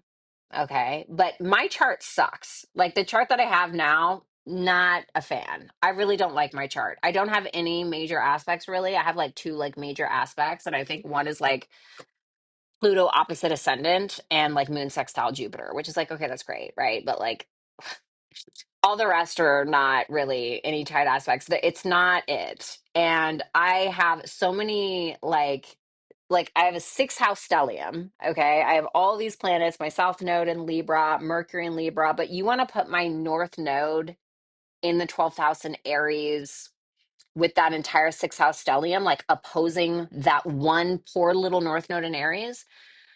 That's so rude. And you gave me like no fire placements. You gave me like no fire placements. Thanks. Appreciate that. The only fire placements I have are Saturn and Uranus and Sagittarius. Okay. Thank you. Like no fucking assistance. Thanks so much. Susu, are you also September 21st? Oh my God. Wait, you too, Donna? Really? Period. My mod Lori is September 22nd.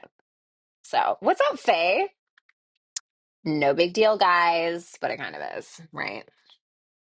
They have like four weed eaters cutting the lawn. Oh. I'm so Lori, I'm so freaking sorry. Like I didn't know that Hawaii could be like hell in paradise, if that even makes sense.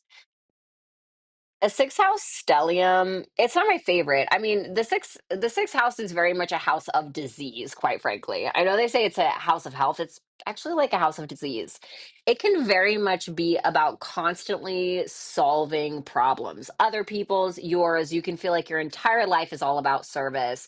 You can feel like a bit of a slave a little bit to your own life with a six house stellium there. Some of these people suffer with extreme anxiety, nervousness, overthinking, health issues, obviously. The sixth house is also where we go before we enter the seventh house. So, in regards to relationships, this is like where we feel like we're constantly working through a relationship all the time instead of enjoying the relationship. That's just my opinion.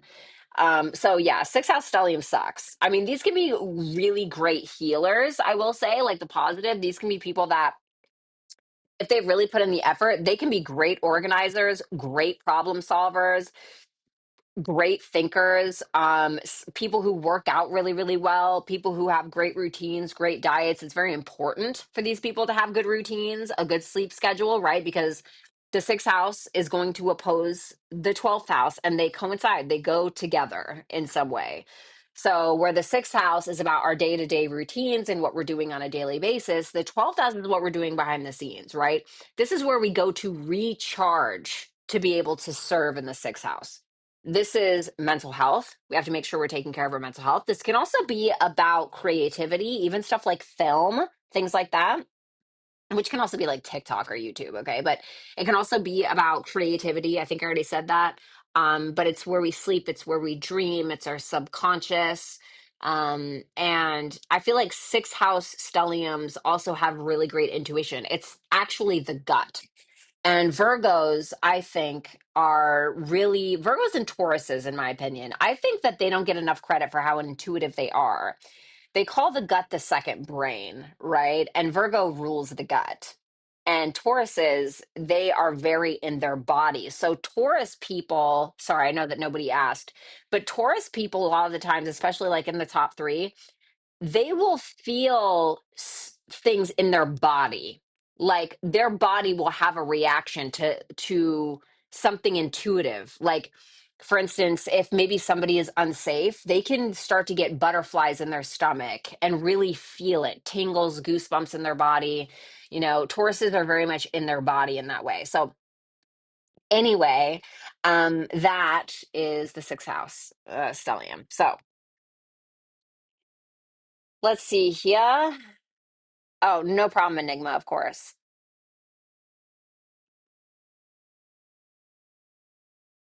Oh, wow, Tara. Really, Mary? You don't have a whole lot of fire either? That's really interesting. Yeah, I don't have a whole lot of fire. I don't have any Leo placements, although my sun is almost at 29 degrees, basically at 29 degrees, sun in Virgo. Okay, let's see. I've gotten mistaken for Aries and Libra a lot. Aries and Libra. Which is really funny because they're opposite signs. All right, guys. So, Virgo, speaking of, hello, hello. I hope that you guys are doing super awesome. Let's go ahead and take a look at the person on your mind. We're going to see how you're perceiving this person in the month of May 2025. So, maybe it's not necessarily their truth, but it is yours. Then, we're going to take a look at who this person truly is, their intentions with you, and then advice. So, let's go ahead and take a look. The world for how you're perceiving them,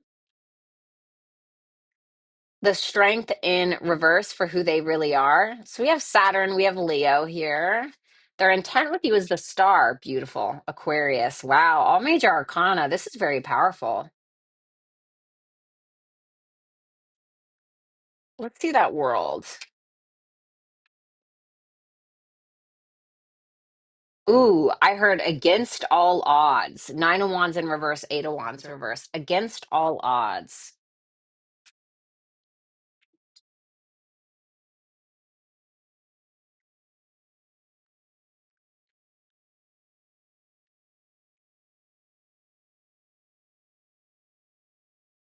Oh, okay.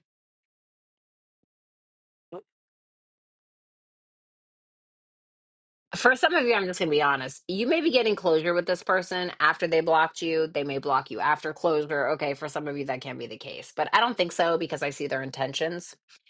This makes me feel like this person may be giving into something, giving into some kind of closure with you, some kind of ending, but not like, a fuck you ending, like a closure ending, a peaceful, okay, how do we start again? Or where do we go from here? What's the next chapter?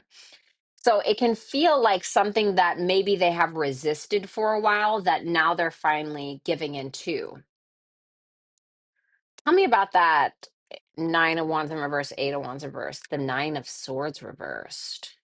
Give me one more. Five of Cups. Ooh, this is maturity. Maturity. You're viewing them as somebody who has allowed their past or a lot of past issues, either between you or something that has nothing to do with you, block you guys either coming together or block them from evolving in some way. Maybe you felt like they were kind of giving up on life, or you felt like they were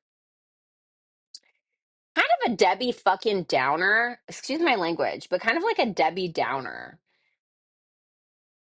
And maybe you felt like they weren't doing anything about it. Maybe you feel like they were being a little bit of an Eeyore, whatever it is.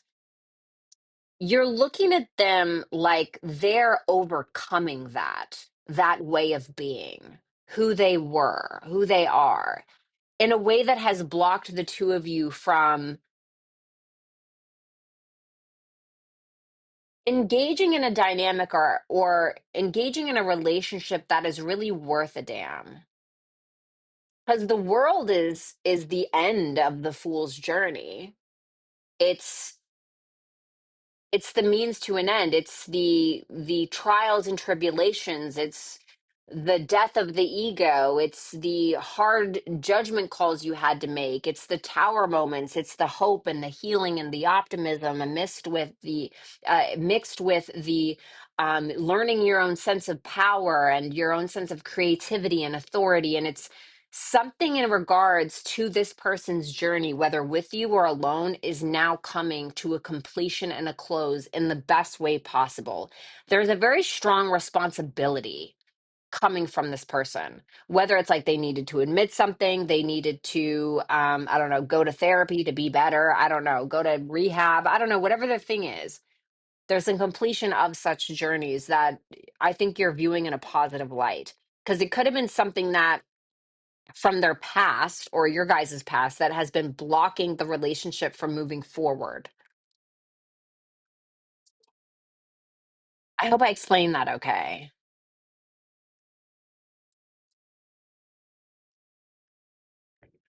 Wow. Didn't I say ego death? We have the strength, which is Leo, which can be about the ego. We have the death card, but it's in reverse with the hangman, which is about humility, or it can be about humility. It's letting go. Who this person is, this person may have an issue with some kind of weakness in their life. So whether it's like porn, or whether it's alcohol, whether it is, I don't know, maybe they have anger issues, whatever the thing is, they have a really hard time doing these things differently. But the positive is that they're open to understanding. They're open to letting go of that narrative that has not suited them. They are open to change and transformation and evolution. I really believe that, but it's hard for them because this is fixed energy. This is Leo Scorpio in the reverse. So think about the most stubborn Leo or the most stubborn Scorpio you've ever met in your life and like put it together. Okay?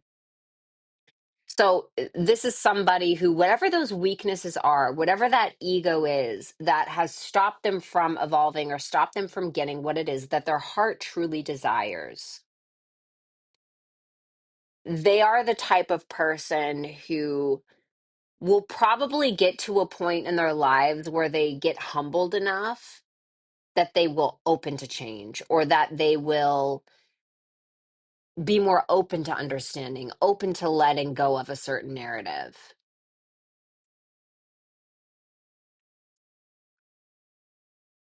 I believe that this person is a true lover, like a true lover.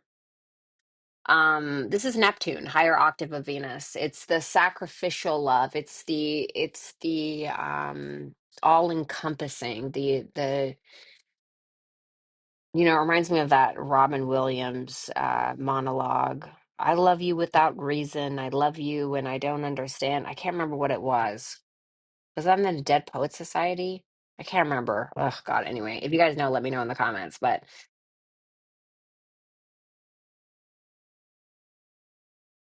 the star for their intention with you. The Seven of Pentacles. Shut up. The Chariot reverse. So there's some fear. This person's intent is to, I feel, learn.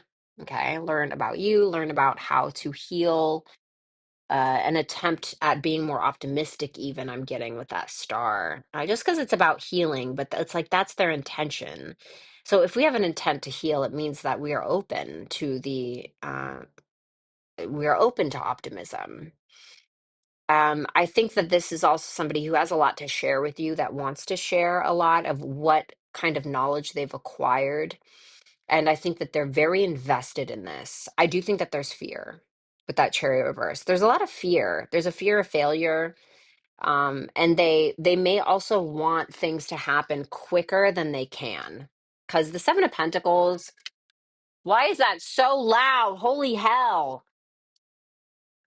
Sorry, that scared me. I don't know if you guys can hear that. Probably not. Okay. But the Seven of Pentacles can sometimes represent somebody who's like, are these gonna bloom fast enough? Is this gonna happen any faster? And the Chariot in reverse can be like somebody who's like forcing. So they can want things to happen very, very quickly. So there can be a little bit of an impatience here, but I think that their heart's in the right place. The Emperor reversed and the Six of Cups. So this is going to be for your um advice. The Emperor in reverse can be, there's a few things. It can be somebody who's very controlling, somebody who's trying to be a leader in a situation, not to lead in a good way, but to lead in a very controlling way. Somebody who cannot detach from their own petty bullshit. And so they need to kind of be a hard ass with everyone around them, or, it can be kind of like an asshole. Okay.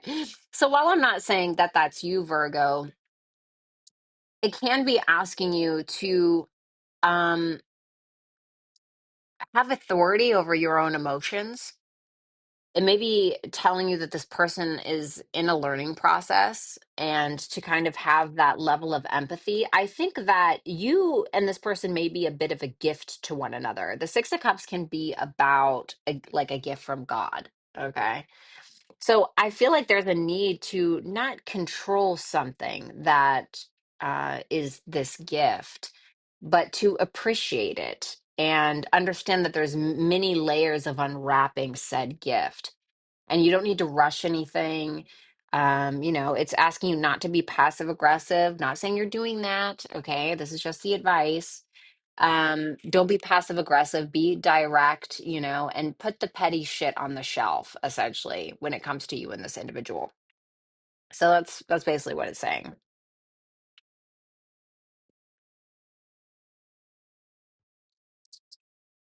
So that's interesting, Virgo. That's what I have for you. Thank you so much. I hope that you will like, share, comment, and subscribe. And if you guys want to book a super chat question during this live and get your cards read on this stream, then you can do so at hypsee.com/Violetta Alexis. Thanks a lot. All righty. I switch my headset here.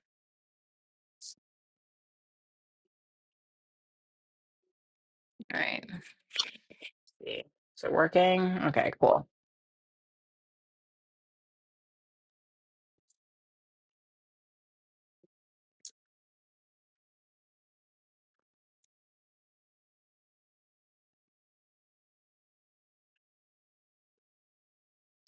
I think all Virgos have a sharp tongue. Libras can too, I think, in my opinion, from what I've seen.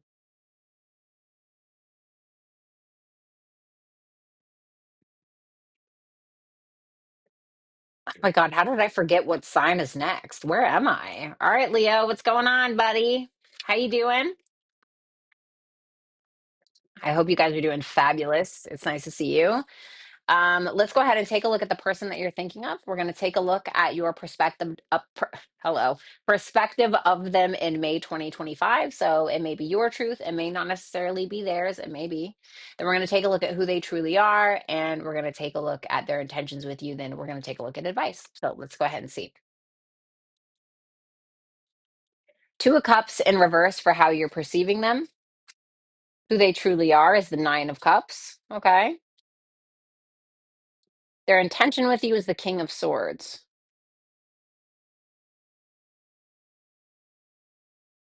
A little bit of a disconnect here. You can feel like this person's being a bit cold. Let's see. The Hierophant. Six of Swords.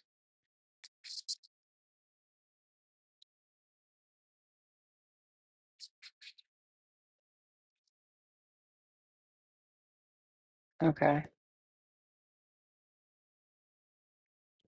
So this is how you see them. The Two of Cups reversed, the Hierophant, and the Six of Swords. By the way, shout out to Carmen. These cards are so gorgeous. I keep forgetting to put this on my damn thing. You may feel like there's a bit of a misunderstanding, a disconnect between you and this person. You feel like this is somebody who's a bit of a teacher. Maybe they actually are a teacher, maybe they're a guru, or maybe that's like not on their resume and they just are some kind of teacher for you. You may view them as like a mentor or even somebody who's just teaching you how to move on from something, teaching you how to, not play mind games, teaching you maybe to be more direct or to learn how to resolve things as opposed to fight or argue. And you may feel like that's what they're attempting to do. And you see them doing it in a very stable, cool, calm, collected. I don't want to say like authority, but the Hierophant is somebody who does have a level of authority. The Hierophant has people who follow them. If we look at the Hierophant in that archetype, the Hierophant isn't just about commitments and all that. The Hierophant is somebody who has other people listening to what they have to say because they have something to say that's worth a damn. And so I feel like you see them as that in a way. Now, of course, this can just simply be a marriage. Absolutely. I don't want to say just a marriage, like it doesn't mean anything. That's not what I mean. But it can feel like this person, you and this person are committed, but there can be a misunderstanding. What's the Two of Cups reverse? Let's see that. The Five of Wands. Yeah, there seems to be a conflict or a misunderstanding between the two of you. Okay. And it can feel like nothing's really getting resolved, but you may feel like this person is still showing up in some way. Hmm.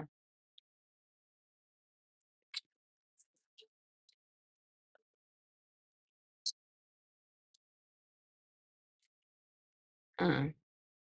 What's that Nine of Cups? The Justice reverse? The Star reversed. Oof.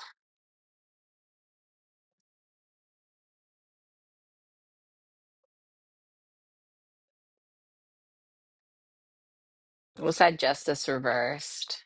The Fool. I think this is somebody who's very creative, okay? But this can be somebody who tends to be very content amidst the chaos. Something that they're used to, that they haven't quite healed yet. They can sometimes make very foolish decisions based around impulse and then suffer the consequences later. I think that I don't want to say this person is selfish, but this can be somebody who's very self focused. They're concerned with what they're getting out of something.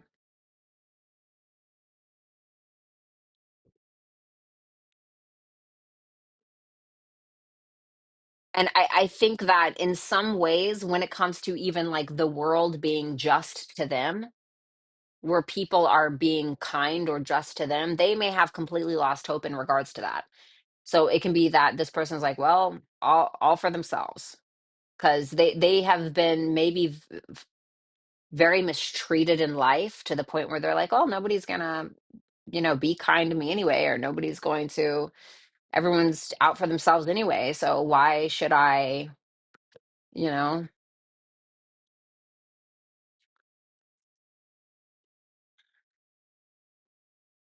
And it's like they've become content with that, like with that narrative, honestly, because I think that maybe they're just so used to it.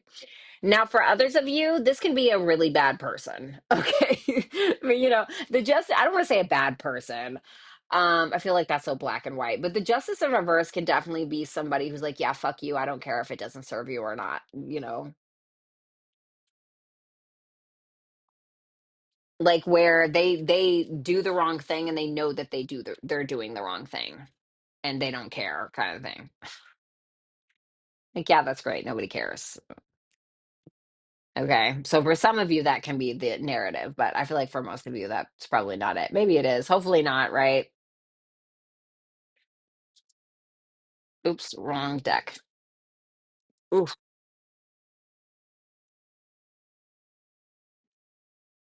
So this person's intent, we have the King of Swords, we have the Queen of Wands reversed, and we have the Three of Wands reversed.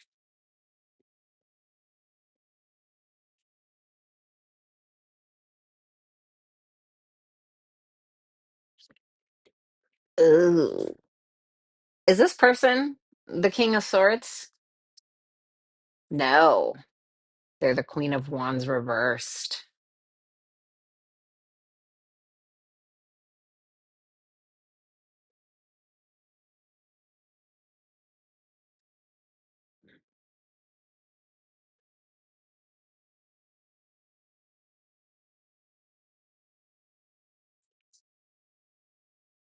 This person, they're very frustrated for some reason.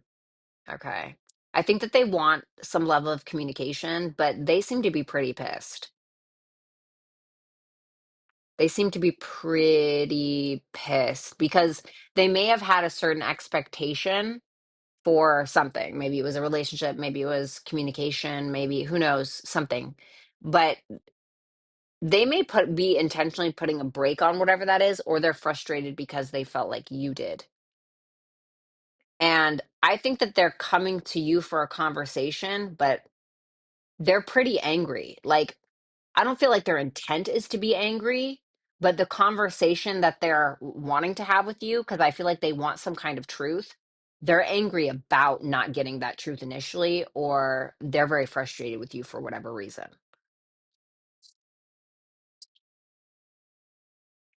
Your advice is the Eight of Pentacles and the Ten of Pentacles. Okay.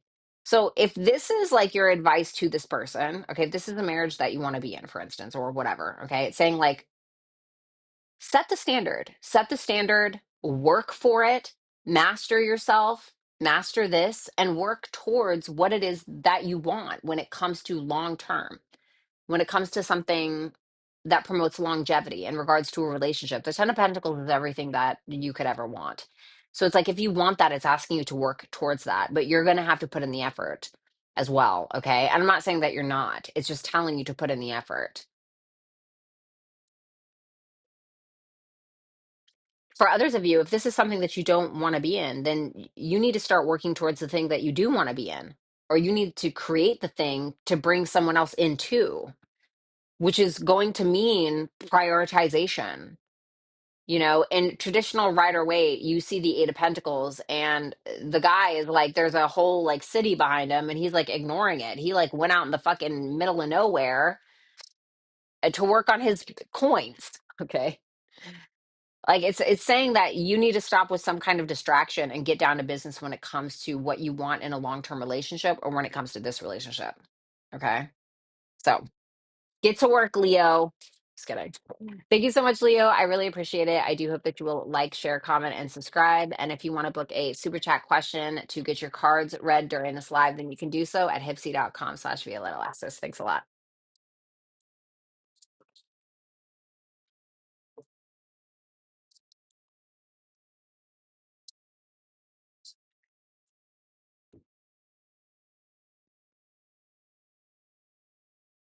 Good night, Donna. Have a good one.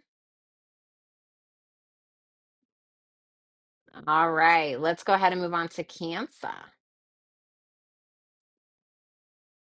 What's up, lady? It's nice to see you.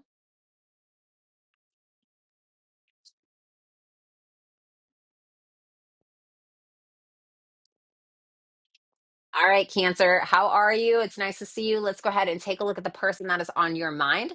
So, we're going to see how you're perceiving this person in the month of May. So, it's definitely your truth, maybe not necessarily theirs. We'll take a look at who this person truly is, their intentions with you, and then your advice. Okay, so let's see. Oops, the Ten of Swords reversed for how you're seeing them. The Ten of Wands reversed for who they really are. Their intention, the Page of Cups reverse. Okay. Well, let's see that Ten of Swords reversed. Okay. Okay, I like it. This is a feminine. I like it. So the Ten of Swords in reverse tells me that maybe you've had an ending with them. Maybe there was some kind of betrayal, whether you did it, they did it, I don't care, whatever it is, okay? And you and this person, or at least how you're perceiving them, you feel like they're overcoming it, or they're getting over it, or you guys are getting over it together. If they did something, they're asking for forgiveness, we're moving on. If you did something, they're offering you forgiveness, whatever it is. We're moving on from the Ten of Swords. We're moving on from the shitty ending that happened whenever it happened. And you feel like this person has the power to do that. You may even feel like the ball is in their court in some way. They have all of the talent, gifts, skills, and abilities that one could ever want in a person. And you feel like this could be like your wife or your husband type, or maybe they actually are your husband or your wife, or but it's the Queen of Pentacles. It's the businesswoman. It's the woman who takes very good care of herself, right?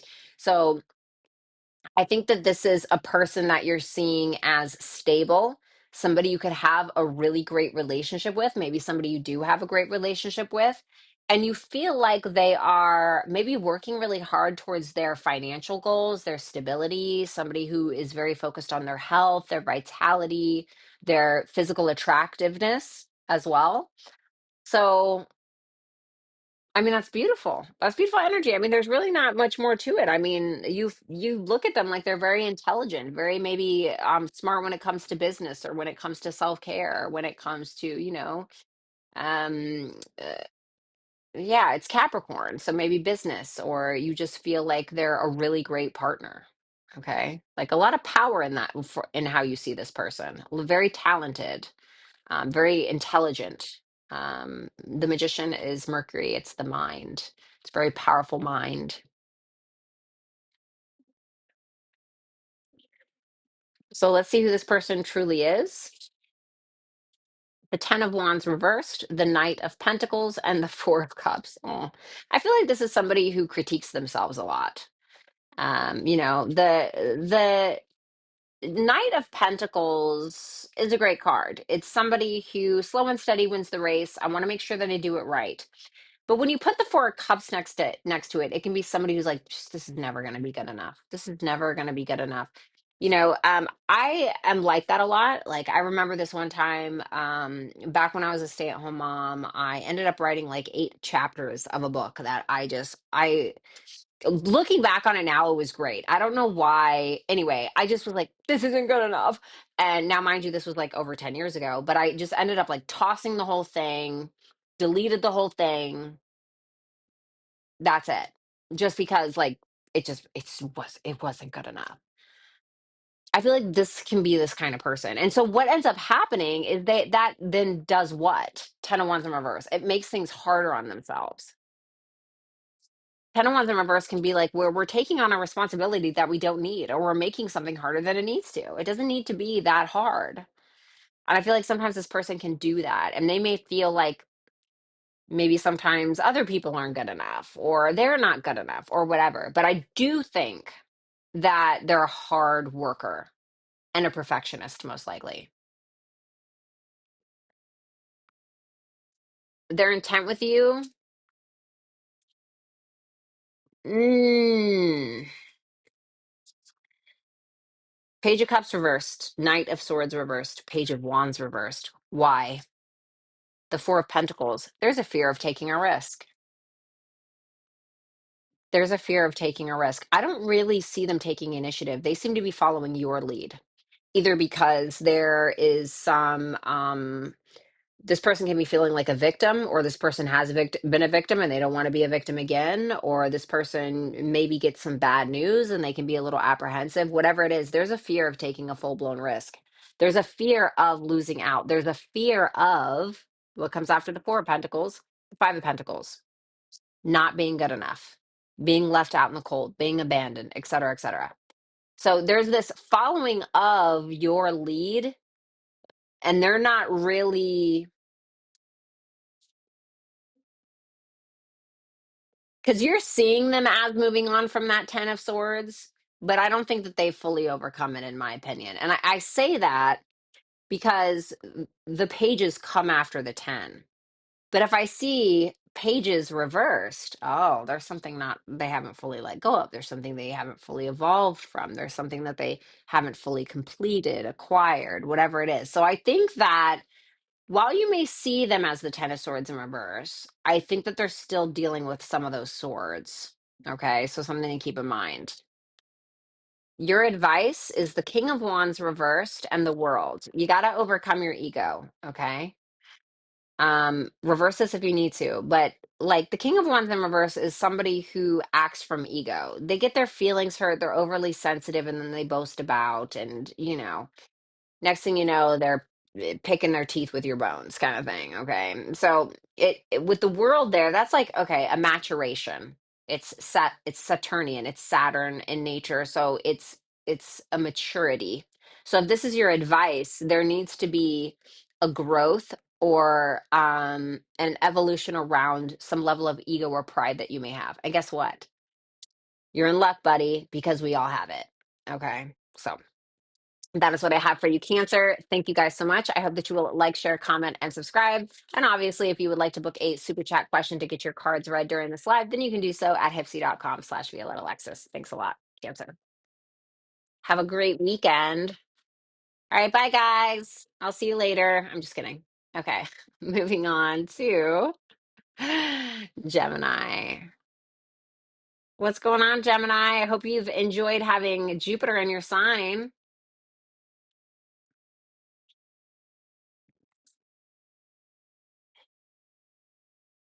All right, let's see. Gemini. All right, Gemini, we're going to go ahead and take a look at the person that is on your mind.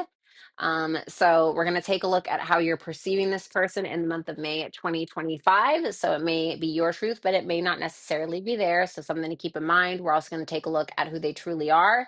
And then we're going to take a look at their intentions with you. Then we're going to pull some advice. So let's see. The Eight of Swords for how you're perceiving them. I love this Eight of Swords. Such a cool card. I don't know if you can see it. Ugh, man, it just doesn't do it justice. Such a cool card. Anyway, Eight of Swords for how you're perceiving them. Who they truly are is the Ten of Cups reversed. And their intentions with you, Three of Pentacles reversed. Okay. Tell me about that Eight of Swords. Oh boy. Okay. Well, I mean, it's not my favorite, but we'll have to see. You can look at them like they're in and out. They're in and out. They don't know what the hell they want. They don't know their ass from their armpit, and you can feel like they are stressing out over some things, or they're unhealed from certain dilemmas in their life, certain traumas, things between you and them. And so that's why they may be acting chaotically, or being stuck. And you see them as being stuck in this loop, this constant like wash, rinse, repeat of bullshit of psychotic behavior or their inconsistency or needing to make a show of everything, needing to get validation from everybody. So it can, the Knight of Wands in reverse can be a bit of a know-it-all or a pompous dick, basically. And I'm not saying that that's what your person is, but that's how you're viewing them, at least at some point in May. So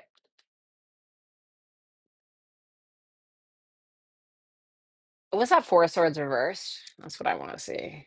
The Devil reversed. It's almost like you know that they know what they're doing, but they choose to do it anyway. And you're looking at them like, so for instance, right? Let's say that you're like, oh, this person, I don't know, maybe they're addicted to porn, okay? And you're looking at this like because usually like an addiction to porn a lot of the times, right? Let's say it is porn. Usually an addiction to porn is like a need for intimacy, but it can also be a fear of intimacy, of true intimacy. Okay. And a fear of that one-on-one kind of thing, of maybe it stems from not being good enough, whatever it is. But you can be aware. of what the root of that porn issue is, let's say. But you feel like maybe they are too, but they refuse to acknowledge it. Okay. I'm not saying that's what it is. Okay, whatever the hell it is. Sorry, I had to fix the girls here. Um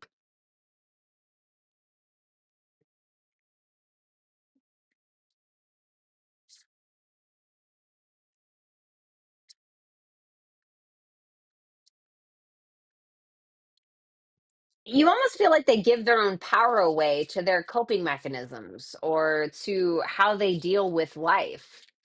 And you look at them like, okay, there's a decision that you need to make and you refuse to make it because you just don't like the options. You don't like the choices that you're going to need to make in order to stop this inconsistent hamster wheel that you're on.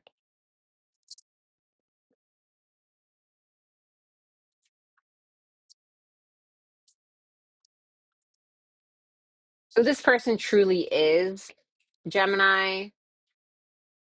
Oh, man, this is rough. I'm not gonna lie, this is real rough.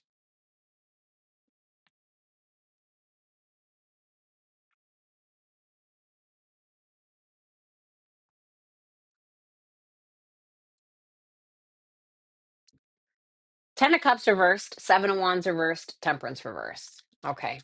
Do you remember when I was talking about like the porn thing? Okay. Like that this fear of intimacy. The Ten of Cups is in reverse with the Seven of Wands reversed. I almost feel like sometimes this person paints a picture of perfection and then backs down when it doesn't meet that level of perfection, or maybe when they don't, whatever it is. But it's almost this like self-righteous, woe is me energy about it, about relationships.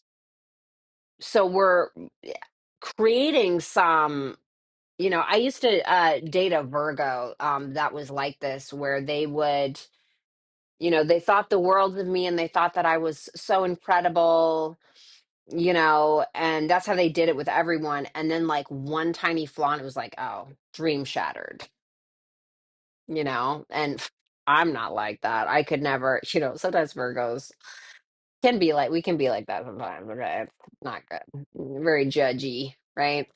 Um, and so I kind of feel like that's the vibe, but it's really just it's a bit of a cowardice with the Seven of Wands reversed. It's a defensiveness. It's a fear. It's intimidating to them. Something is intimidating to them, but they try to fake the funk. And then the defensiveness is it's a lot. But they try to play the defensiveness off as something else, as like, oh well, you're flawed, or I don't like how you did this, or when really it's like something else about them. So Three of Pentacles reversed for their intention, with the Hermit reversed and the Moon reversed. He says, I'm sorry, Gemini.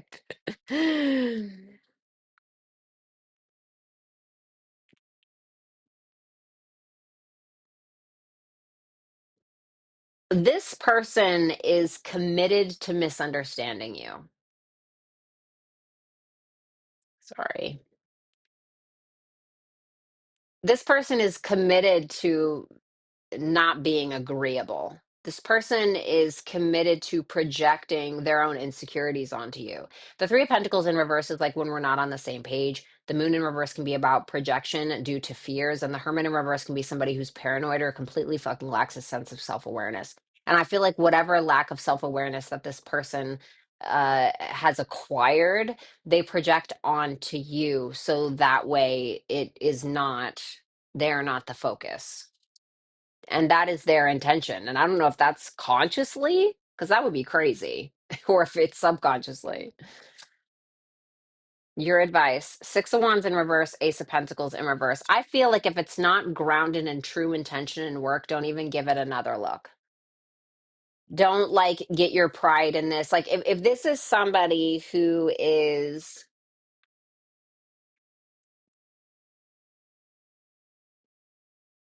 if this is somebody who is doing toxic things in order to get your attention or something like that, do not give it attention, because attention is currency, it's energy. It would be like a reward.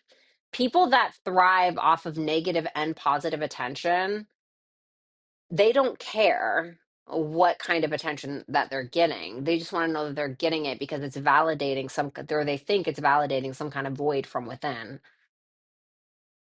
when it's really just like somebody who avoids intimacy through porn. So if it's not grounded in reality, if it's not something you can touch, taste, smell, whatever, like, no. And don't let your ego get involved where you're like, oh, well, I need to show them or something. Like, no. Reward only good behavior. I don't mean to talk about your person like a dog or anything like that. I'm just, you know what I mean? Anyway, I feel like you guys get it. From one Mercury baby to another. Okay. Thank you so much, Gemini. I really appreciate it. I do hope that you will like, share, comment, and subscribe. And obviously, if you would like to book a super chat question during this live to get your cards read during the stream, then you can do so at hypsee.com/Violetta Alexis. He's a Sag and he's evil. Oh no.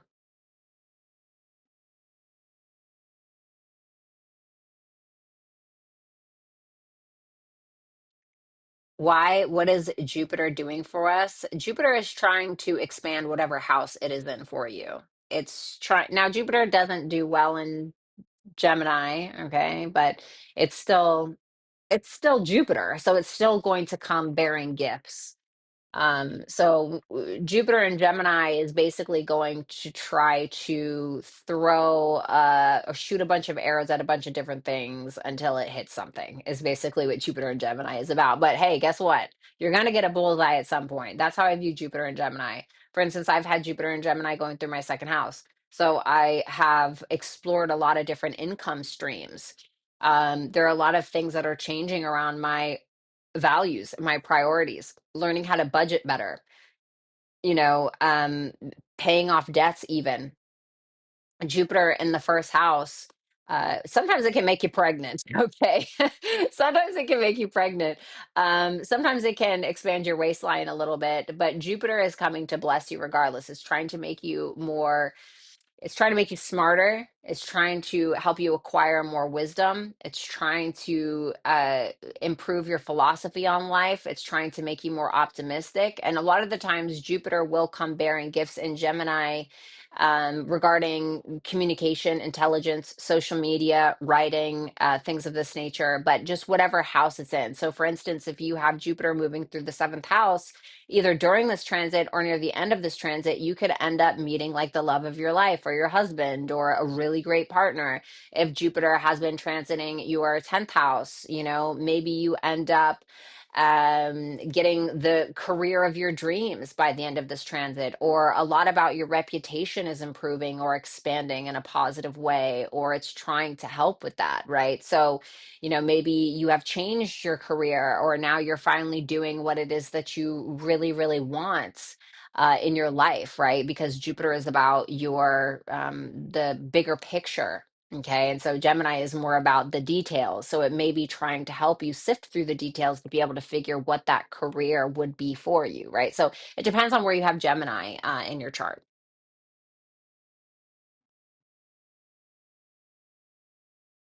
Okay. Let's see. Now let's move on to Taurus. What's going on, Taurus? I hope you guys are doing well. Let's go ahead and take a look at the person that is on your mind. We're going to see how you're perceiving this person in May of 2025. So while it's your truth, it may not necessarily be theirs. So that's something to keep in mind. We're also going to take a look at who this person truly is, what their intentions are with you, and the advice for you specifically. So let's go ahead and take a look. The Six of Pentacles, Moon and Taurus, love it. For how you're perceiving them. Four of Wands for who they truly are. The Two of Pentacles reversed for their intention. That doesn't have to be bad. So let's see what that Six of Pentacles is. Oh God. Okay, the Five of Swords. The Queen of Swords reversed. Well, this looks to be a feminine energy. Okay, so if you're interested in feminine energy, then this may be for you. If you're a feminine energy, then this can be reversed, and this can actually be you on the table. Why is that Queen of Swords in reverse? The Two of Wands reversed. You're viewing them as giving. They're giving a lot, and maybe even receiving as well, but you're looking at them like there's equal give and take between you and this person. The only thing is that you may feel like when it comes to giving and receiving, you may feel like there is um how do I explain it? Like this person is on edge, or this person is sometimes maybe you feel being quite illogical when it comes to the connection, when it comes to communication. So the Five of Swords can very much be, especially next to the Six of Pentacles, this can be like we're giving for a specific vendetta, or there's a reason why we're giving. It's not just coming from our heart. There's a reason, there's something behind it. That's how you're seeing it. Now it doesn't necessarily mean that that's the truth, but it is your truth because it's your perspective. And so you look at them like there's an apprehension here in regards to giving to you their full self, because I think that it's weird. It's almost like you see them playing a game, like this give and take, this almost like a tit for tat is how like it. How do I explain this? It's almost like you feel like they're trying to get more from you by giving a little, but you feel as though there's an ulterior motive here. And you can feel like it's because of fear, or you can just feel like they're just being illogical because they don't know how to handle their emotions.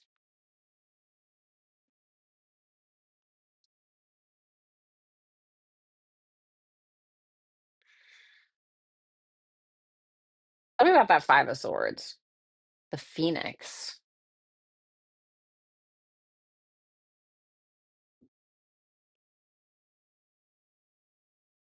Oh, the funny thing about this card, this Phoenix card, which is exclusive to this deck, the Phoenix card very much obviously it talks about, rising from the ashes kind of thing. But it also talks about the person who gets this card has some level of beauty on their side. Now, that can be spiritual, that can be on the inside, that can be on the outside. But in my opinion, I think that you feel like this person manipulates you through their attractiveness, or you may feel easily manipulated by how attracted you are to this person. Okay. Now, I don't know if you feel like that's their actual intention, maybe, but you may feel like they're trying to get more out of you through that. This is very specific. I'm sorry. Well, let's see who this person truly is. The Four of Wands, the Nine of Wands, the Sun, very fiery. This person is very fiery. I don't know. I don't see anything bad, Taurus. This person seems to be very welcoming. I think that they are someone who likes to have fun despite the things that they've been through, because this person seems to be quite the fighter. They're even a natural born leader in some way with that sun energy. This is a natural born leader. This is somebody who will fight until they get what they want. So maybe that's where you're getting that determination from. But I don't see like a bad person or anything like that. I mean, maybe I don't know this person, but from what I'm seeing, I don't see that. I think that they truly are very much relationship minded, but I also think because of how much this person has been through with that Nine of Wands to be there, this is somebody who is concerned with being on top and probably getting their way, not in a bad way, I don't think. The sun is here, just in a way where I fought really, like, this would be something they say. I fought really long and hard to get to where I am. And I assure you that my way is probably the best way. Maybe they're kind of like motto or something like that. But they do it with a good spirit. It's not with ill intent. This reminds me of like a somebody who maybe has Sun trine Mars in their chart, or somebody who can be competitive, but it's a trine, or maybe it's Sun sextile Mars. So maybe they're competitive or they're a leader, but they're not going to use underhanded tactics to get what they desire. I have this in my chart. I have Sun trine Mars in my chart. Usually they're not going to do these underhanded tactics in order to get things. Okay, sometimes, but usually not. It's all in good spirit. And so I don't know. I'm seeing I don't see anything bad. I don't. But let's see their intentions. Okay, Two of Pentacles reverse, the Queen of Cups, the Judgment. I love it, Taurus. I don't know. I feel like maybe you're not reading the room. Okay. This seems to be a very feminine but masculine like dichotomy that this person has to them. I think that with the Two of Pentacles in reverse, this makes me feel like because the rest of the cards are very positive, they're dropping the petty shit, whatever they feel like they can no longer handle. So whether maybe they're taking on too much, or they're too much in their head, or whatever it is, they're dropping that and they're going with what they feel, and they're taking accountability for their feelings, and they have an intent to do that. So they're not here for the petty stuff. They may not be making the most practical decisions because of their feelings, but I feel like they're going about it in the right way, or they have the intent to. So I feel like there are big decisions that they're making in regards to the relationship. I think they have an intent to love you. That's what I see with that Queen of Cups. And I think that they also have an expectation that you will love them back, because the Queen of Cups is mutual. So the intent is to love. The intent is to make higher self decisions, to make the proper judgments, to transform, to become more mature, and to love you. That's what I'm getting from this. So I don't know, Taurus. Your advice is strength and the Nine of Pentacles in reverse. Avoid any kind of codependency or feeling like you need to go above and beyond to prove something to this person, whether it's like, oh, I need to prove to you that I have a lot of money, so I'm going to spend everything in my account until I'm like in the negative. Or maybe it's there is a codependent vibe here and you're needing to hold back on that a little bit. I feel like you're needing to be more confident as opposed to needing to prove your worth through unhealthy means. Does that make sense?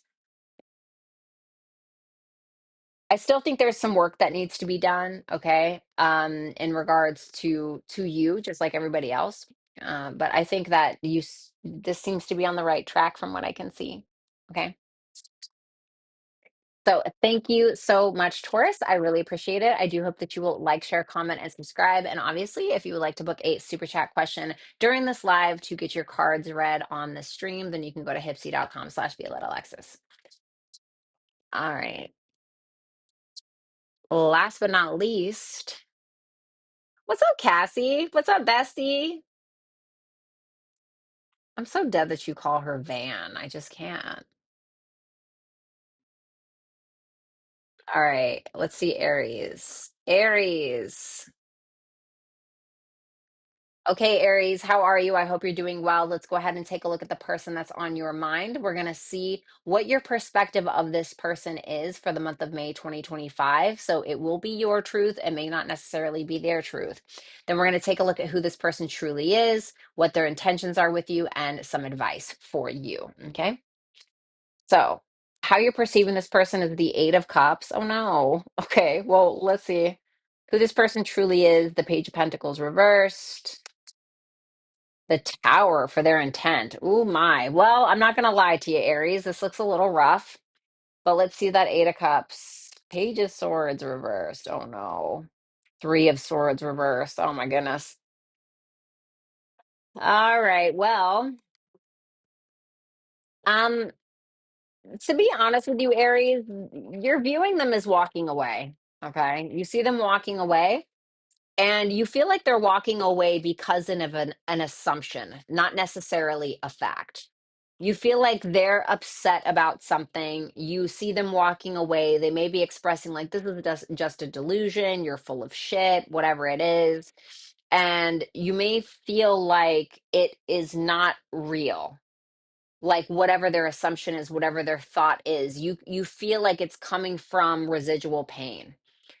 Now, maybe they have a piece of the truth, but you may be feeling like they're building their own narrative on top of what the actual truth is. And so they're building false stories on top of a true one.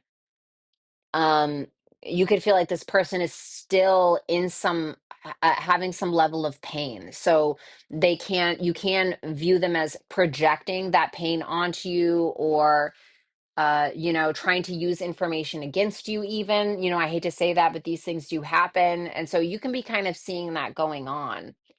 What's that? Page of Swords reversed. Ooh, the High Priestess reversed. Ooh.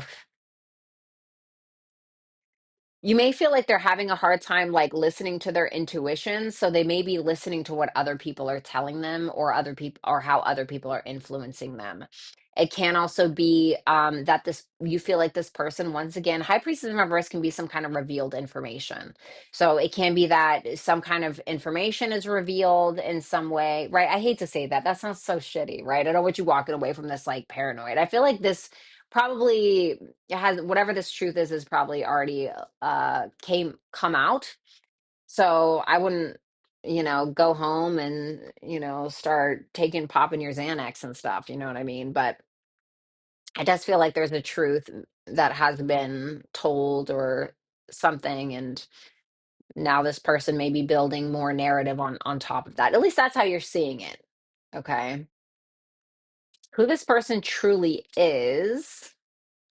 Page of Pentacles reversed, the Three of Cups, the Knight of Cups.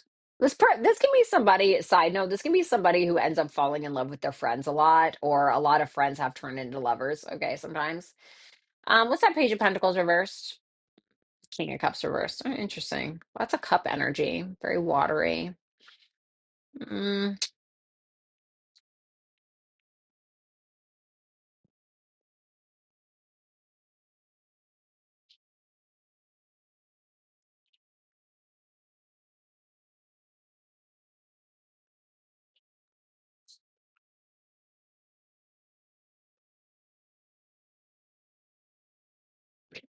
I don't feel like this person tends to be very grounded,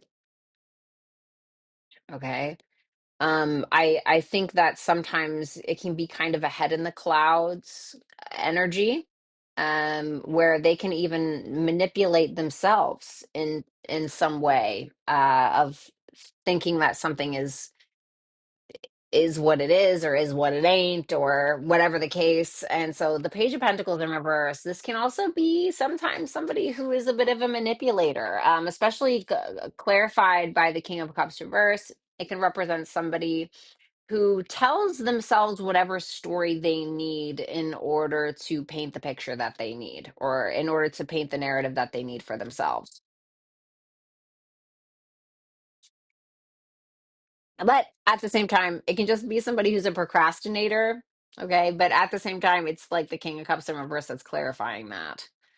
So I think it may be that this person does have potentially some leveling up to do in regards to taking a practical stance on love. I think that they're a friendly person. I think they're a friendly person. I think that they enjoy friendships and coming together with people. They may be a bit of a social butterfly or what have you, even maybe a very romantic, creative person at that. But I think that they may have issues with grounding that love or finding a way to properly mature it. And I hate to say that, especially if you're this person. Okay. Nobody's perfect, right? But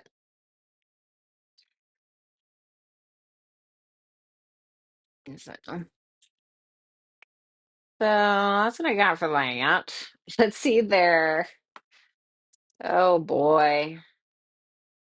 That's their intention. The Tower, the Five of Pentacles, and the Empress.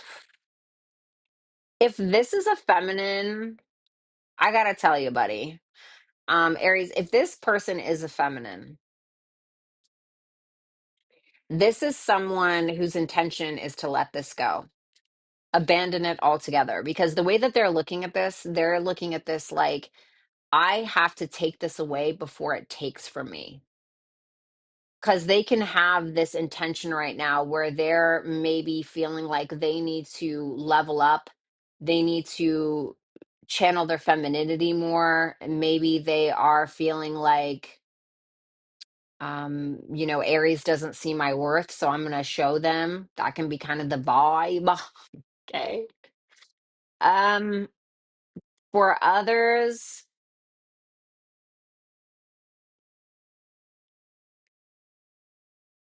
tell me about that Empress. This person wants peace. They want peace. If you're this Empress, they may be willing to let you go despite how highly they think of you. They may be trying to avoid this altogether. Why? Let's at least look at that. The Seven of Swords. Ugh. There can be lying, cheating, stealing, manipulations, whether it's coming from your side or theirs.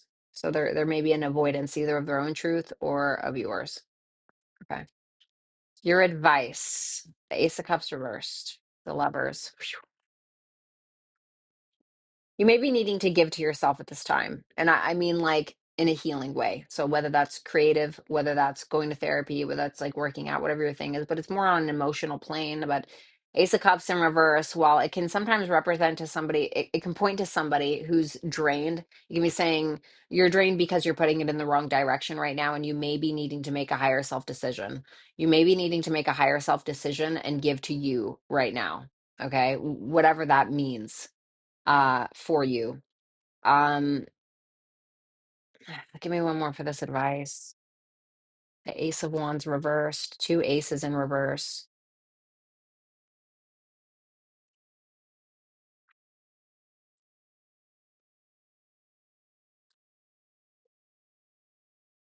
You know what this you know what this is?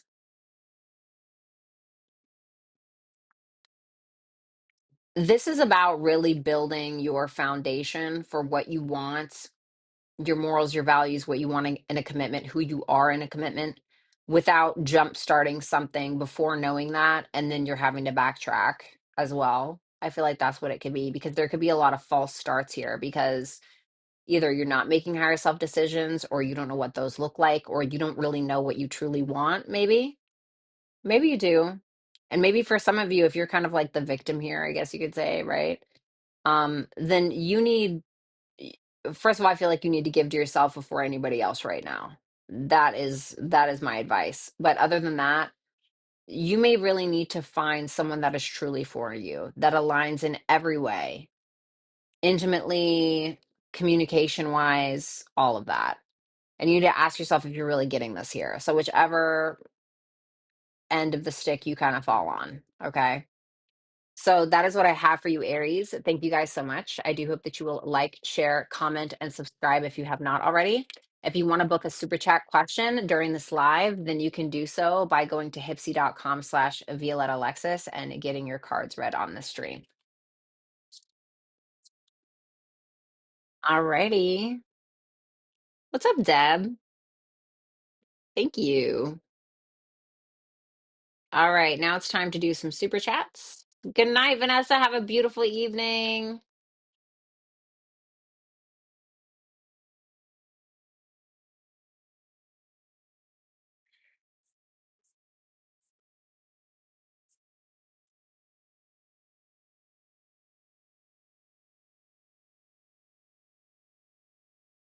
All right, here we go. Okay, Lori came through with a question today. Love it. All righty. All right, let me get a Clementine. You already know. Poet. I just want to write my stories. All right, one sec. Gotta pee, gotta get a Clementine. You guys know what it is. Okay, thank you so much. I'll be right back.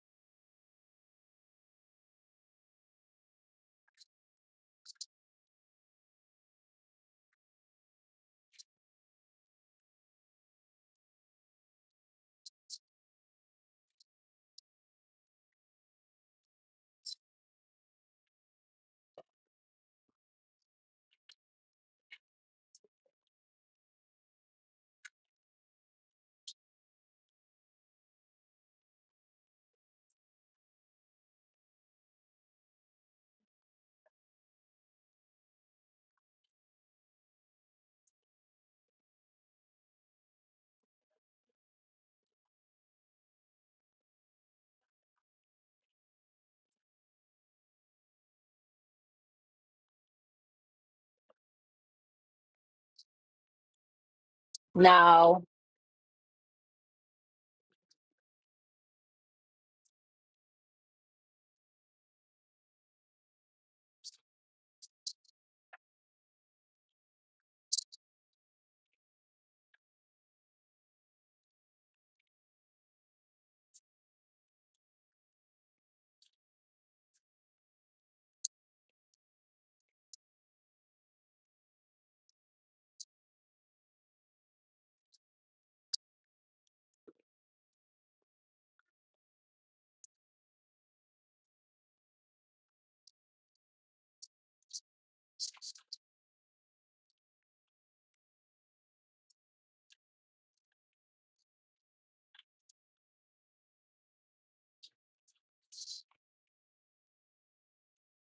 no, don't do it.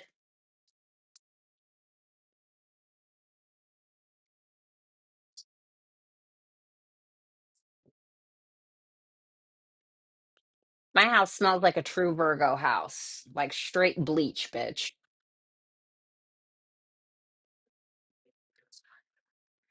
Just like bleach.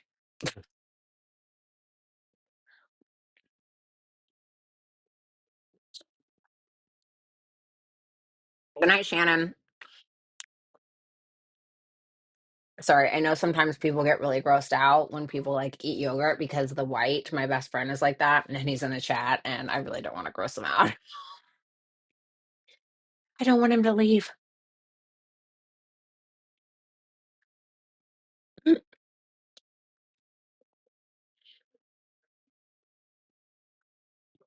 3:30 a.m. Oof,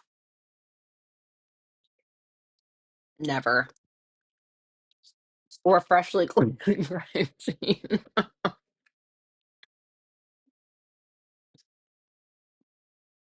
I feel like the guy in American Psycho was a Virgo man. All right, sorry guys. You guys know I gotta have my recharge here, and then we'll get into the super chat questions. Gotta have my recharge. I almost did it on Taurus, which would have been very fitting, but I pushed through. You know what I'm saying?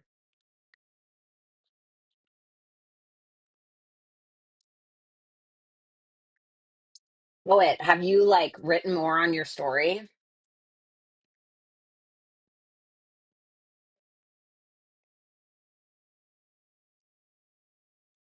Yum.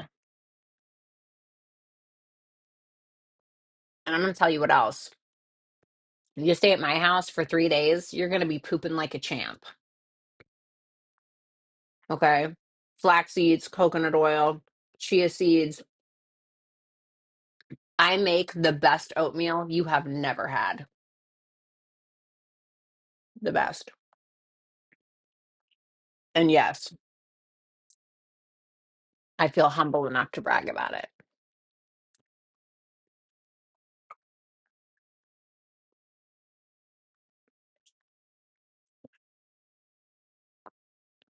Tomorrow I am. What about right now? Are you doing something more important?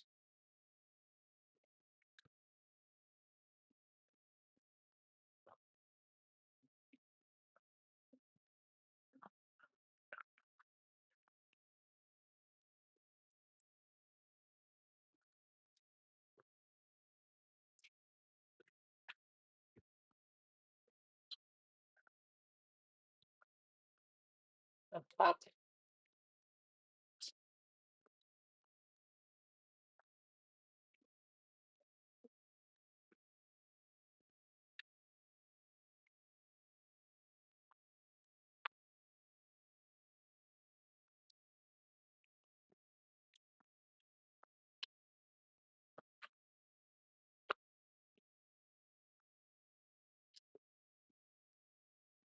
You're welcome, Enigma. Anytime, baby.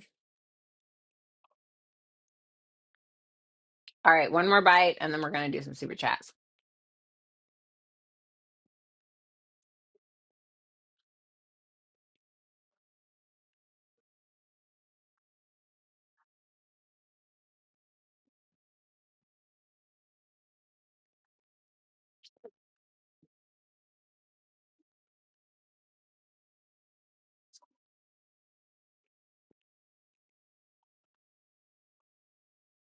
Okay. Oh, what's up, Carissa? I hope I said that right. All right, so we got Carissa, number one. What will happen between Mike and I? Thanks. Sure. Let's see. The Wheel of Fortune. Things are going to move forward. The Eight of Wands. You guys may end up taking a trip together or learning something together. It looks really positive. I mean, it's very Jupiterian. It's very Mercury and Sagittarius. It's very, we're moving forward. We're letting go of control. Let go and let God. It's very positive. Something is positively moving in the right direction. And we're being realistic about it as well. So the Seven of Cups can talk about a reality check that somebody's having. And so now this person is making the right choice. Okay, so we're making the right choice, not based on delusion, but based on reality, but optimistic reality. The Ace of Swords. That's beautiful. Queen of Swords reversed. The Three of Pentacles reversed. So I feel like you guys may have a conversation here in the near future. I'm assuming you're the Queen of Swords reversed. There can be a conversation or some clarity that you give or that you receive that could make you a little emotional. So I want to say, with whatever this conversation is, I think it's a good clarity. It just may feel a little unnerving, or it can feel like it's something you don't necessarily agree with. But what I want to say with this, Carissa, is be cautious of how you respond, because you may respond in a way that is more reactive as opposed to a response, right?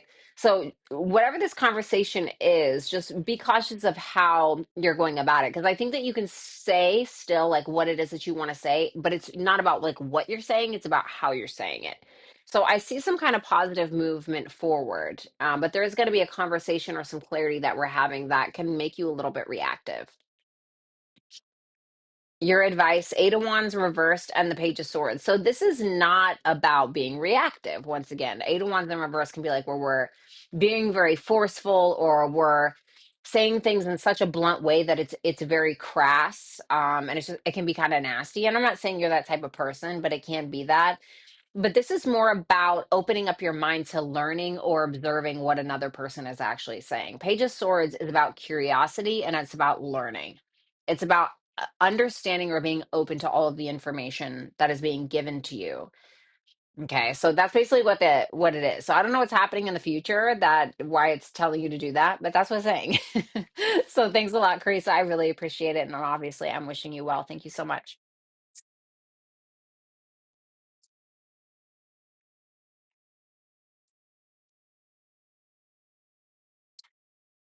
We have Emily. How is A feeling after our reconciliation last week? See. The Ace of Wands reversed, the Five of Swords reversed. Either if you got like, okay, so something intimately, I feel, is being blocked here, or there's some discouragement in regards to intimacy, or in regards to maybe he feels like you're not as attracted to him. But if it's not about intimacy, which can sometimes talk about the Ace of Wands reversed, he feels like something is a false start, or maybe it's you guys aren't getting off on the wrong foot, or he doesn't feel very inspired or motivated because he feels like he just can't win with you. Okay, whatever that means. So it's kind of like that, like, how do I make this work? Or it doesn't matter what I say, she's never going to believe me. Or, is this really logical? Does this make sense? Like, there's not a whole lot of grit that this person has when it comes to it, but there is love. So that's great. So while there's not like a whole lot of grit, or a whole lot of like ravenous passion, there is love. There is love and there is admiration. And I think that this is somebody who has a lot of love for you and likely feels that it's mutual. And I feel like they're willing to offer it to you. So while there may be kind of this energy of, I don't know how to initiate something, or I don't know how to go about something because I just feel like we keep missing something, or the conversation isn't coming in the way that I need it to, there's still love there. There's an intent to reach out. There's an intent to be vulnerable, and probably an intent for him to bring that same energy out of you as well. Okay. Thank you so much, Emily. I'm wishing you the absolute best. Then we have Wander Tarot. Wow, look at that beautiful picture. Damn, that's beautiful. What is Michael saying, not saying that I should probably know? Queen of Wands.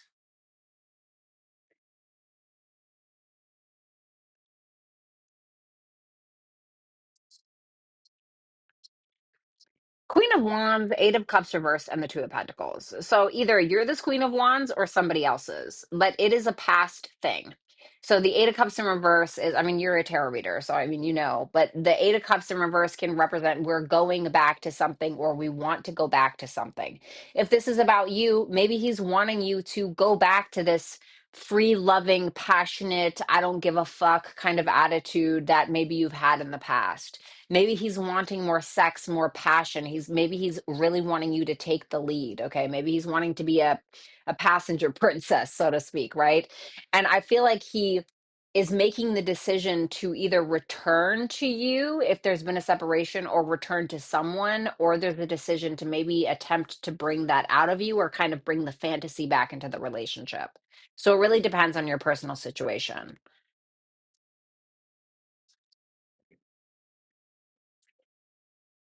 What is this Three of Cups in reverse? Is this a third party? The Emperor in reverse, the Nine of Swords, and the Three of Cups reversed. He feels like he doesn't have it all under control.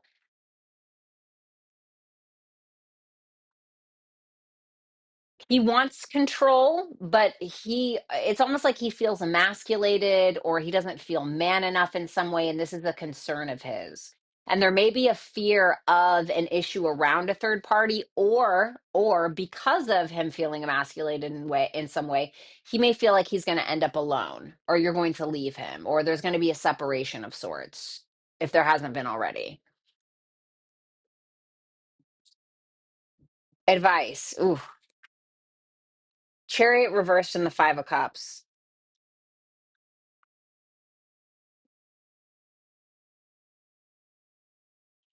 It may be telling you not to push so hard that you end up doing something that you regret.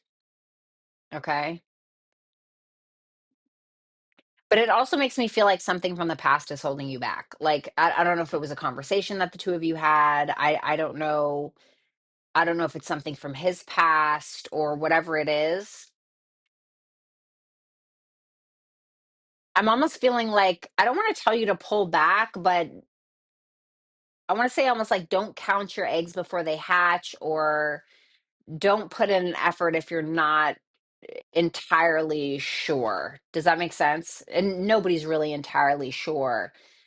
But the Page of Pentacles in reverse for advice, it's either like you're procrastinating on something, which I don't think that's it, or it can be asking you to kind of pull back a little bit. Okay. Or even ask yourself if you're being manipulated, but I could sit on that all day. So just a word of caution, okay? Thank you. Thank you so much, Wander Tarot. I'm thinking about you. Beautiful picture, by the way. That's gorgeous. I don't know if you took that or what, but that's really pretty. All right. What's up, Monica? All right. We got my girl Monica here. Hi, love. Hope you're well. Thank you. I hope you're well also. Would love to know the energy feelings S has towards me and next actions. Okay. Let me see his energy, or S's energy towards you. The Temperance reverse, the Four of Pentacles. Okay. This can be somebody who's maybe acting a little entitled, okay? Or this can be somebody who's I don't know if I don't think it's impatience though, because that Four of Pentacles is there.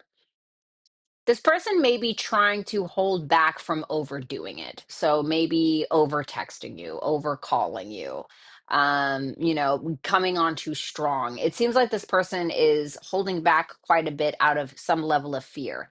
Maybe this person thinks that you'll think they're too much. Maybe they'll think that they're too much is your version of not enough. Whatever it is, it's a fear. feelings for you. Ooh, the Lovers, the King of Cups reversed. Well, I feel like for the type of connection like they feel that this is, so they feel that this is more of a higher level connection or a very rare connection. The Lovers connection is a connection that you don't get very often in your life. It's very few and far between. So they may feel like there's a part of them where they're like, I don't think I'm ready for this, or I don't know if I can hold this. I don't know if I'm mature enough for this. I feel like there's a questioning of sorts, but it's it's pretty positive despite their lack of confidence around it.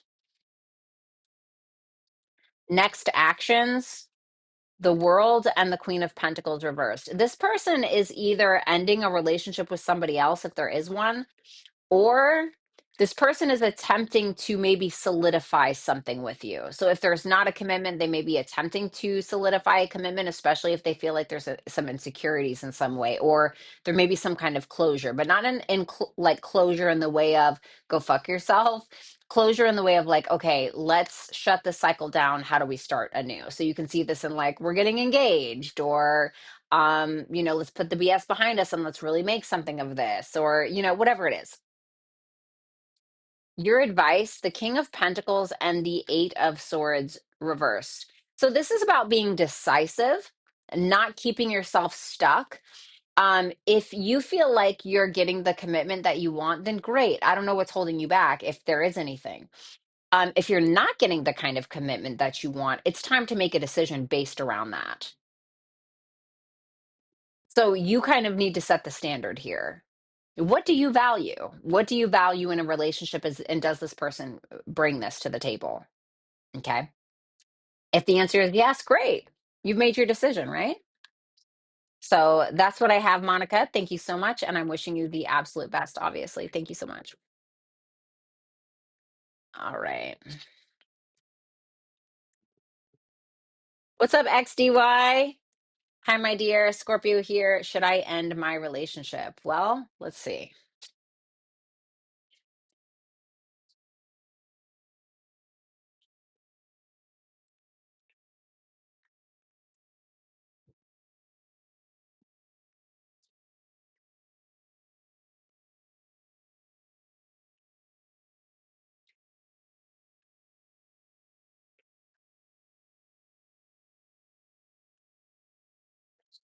I was curious. I was like, well, what happens if XDY ends it? And then like it gave me this shit. I'm like, thanks for being so literal. Like, yeah, obviously, like it's done. Like Five of Pentacles is like, we're abandoning it, we're leaving it out. And I do feel like if you end it, I do think that there is going to be you're probably going to question, was I being impulsive?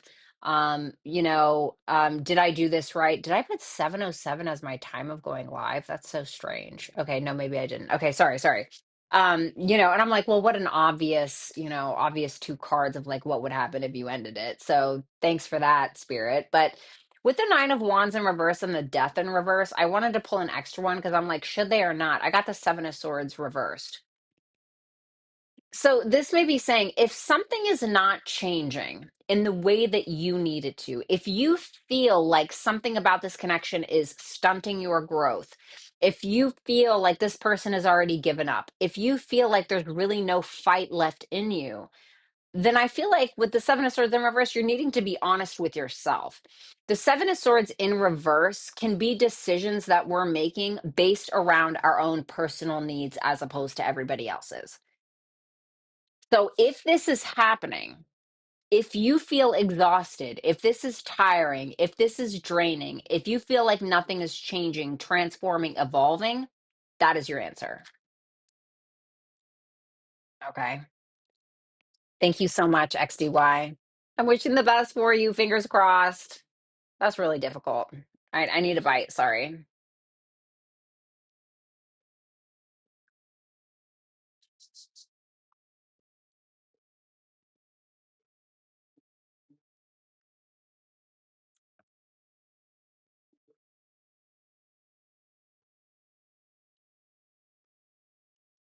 Okay. Thank you.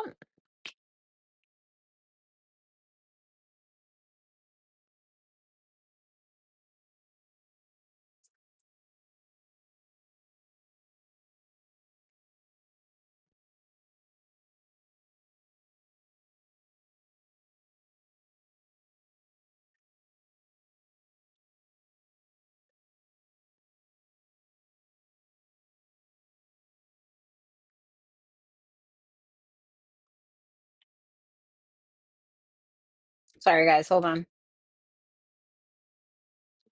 Okay.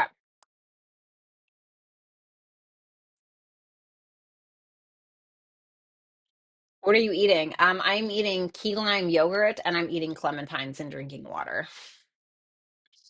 For Aisha, what Aisha said. All right, Anna, love reading for the next 3 months. Let's see.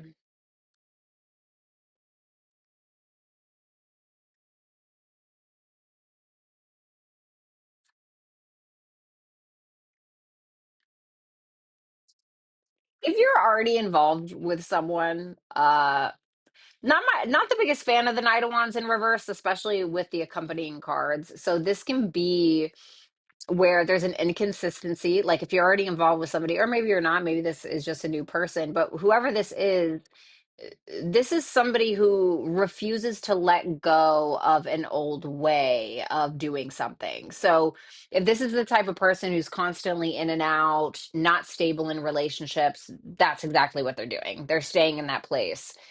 And if this is somebody that you have right now in your life, you seem to be having a hard time letting go of this person, even though you may not feel welcomed in their life because of their lack of consistency. So I also want to say, if you do want love and you're not involved with anybody, like Anna, you got to get the fuck out of the house with the four wands in reverse. Okay. So it may be saying you might be spending too much time alone. There may be still be things that you're needing to let go of. Maybe that's the reason why you're apprehensive to kind of going out and mixing and mingling or whatever it is. But it may be telling you to get out of your house. Okay. But if this is a person, I definitely would be careful of the Knight of Wands in reverse. The Knight of Wands in reverse can be the type of person who's getting your attention in ridiculous, embarrassing ways. Once again, somebody who's in and out, not consistent, irresponsible, kind of a douche, that can kind of be the Knight of Wands reversed. So I don't know who that is, just a word of caution around it, because I don't feel like there's a commitment here. Okay, let's see what else. The Two of Wands, you may be like, you know what? I need to do something about this. The Ten of Swords. This is where the going gets better because the going has been tough. This is where you start to realize that either hanging out at the same places or dating the same person in a different body, you may start to realize that it may be something within you that's either allowing this kind of behavior, or you're at this point where you're ready to come out of your comfort zone and do something that you want to do different because the same has not been working for you. And now the Ten of Swords is saying, like, you're done with something. You're done with a person. You're done with a certain way of life. You're done with dating the same person in a different body. So there's really nowhere to go but up from there. Seven of Wands in reverse. If somebody has been making you feel like you need to compete for their attention, I feel like you're backing off of that. So I'm not seeing, I don't want to say it's negative. It sounds negative, but this is where the next 6 months is where the true change is happening. And I'm wondering, maybe it's something to do with that Pluto in Aquarius going retrograde. Maybe it's something with that. Maybe it's, a full moon or a new moon happening in your chart. Whatever it is, the only way to go is up from here. So this is where things can really start to evolve, but it's because of your own personal choices of what you decide to hang on to versus what you decide to let go of. So it's an evolution, essentially. Ooh, that's your advice. Know your worth. Your creative, most beautiful, feminine self. Remind yourself that you don't have to chase anybody down for a day old wiener at 7-Eleven. Okay. The Empress isn't going to do that. It doesn't mean she's mean or she's a bitch, but she knows what she's worth. So she knows that she doesn't have to go fighting for anything or anyone. She knows that the right person will see her for who she is and will meet that standard. And that's what it's asking you to do. This is about working on yourself, focusing on taking care of yourself, focusing on creativity if you're a creative person, focusing even on your beauty, inner beauty as well, your physical body. Taurus is about the physical body. That's the Empress. Libra as well. But It's very much about the physical body and your own personal sense of self-worth and self-value. And so if that means that you have to kind of lay off of the distractions for a while to focus on self, then that's what you need to do. It's about raising the standard for yourself, and then people who have higher standards you will attract. Okay. Thank you so much, Anna. I really appreciate it. And I hope that helped. Oh, by the way, for my super chatters, if you can please give me a rating on Hypsee and let me know how I did, I would greatly appreciate it. Thank you.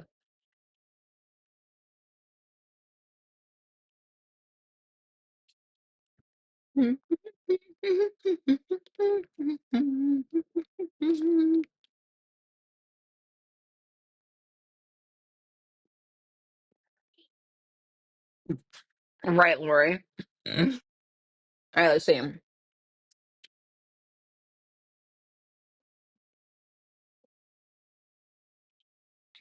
right, I have Delilah here. This sounds a little bit more personal, so I'm gonna just read it to myself.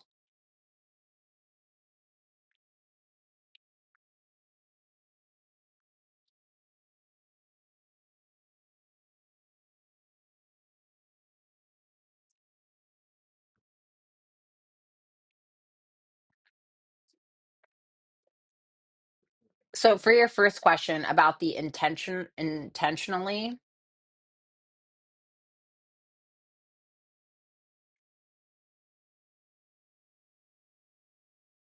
I think it's subconscious. It's subconscious. So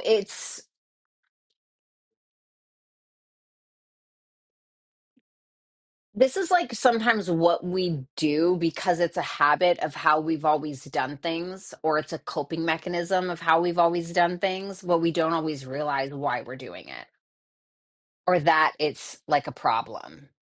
Do you know what I'm saying? That's what I feel like it is. Let me see about the second question. Really want to the star. I feel like there's an openness here. The star energy is Aquarian, so it can be more about a friendship. But I feel like there's an openness. There's maybe a healing component to this. There is a sharing of things. So while it's not particularly romantic, there is an openness. Okay. Your advice for this is the strength reversed. I want to say don't allow this particular situation to, it can bring out your weaknesses, but how you deal with those weaknesses is going to be the results that you get at the end of the day. So I feel like with this strength in reverse, don't do anything impulsive. It's asking you not to respond or react from your ego in any way or your pride, okay? Because sometimes that's not the best conclusion, right? We don't always get the results that we want when we react that way. So, more so, it's making me feel like you're needing to practice this level of restraint with how you respond if you choose to do so or not give it attention at all. So, it really depends on how you want to do it or go about it, okay? Thank you so much, Delilah.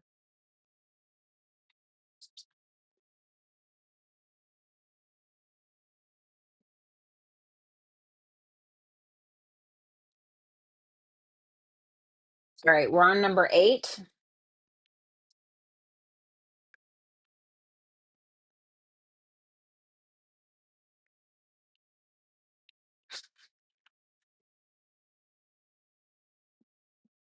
Thank you guys for waiting. Ashley B. Met a new guy recently. Okay, we were destined to meet. I feel. Can you tell me more, maybe about the type of connection this is, like the meaning, the potential we have, advice? Thank you. Love you. Love you right back. Let's see.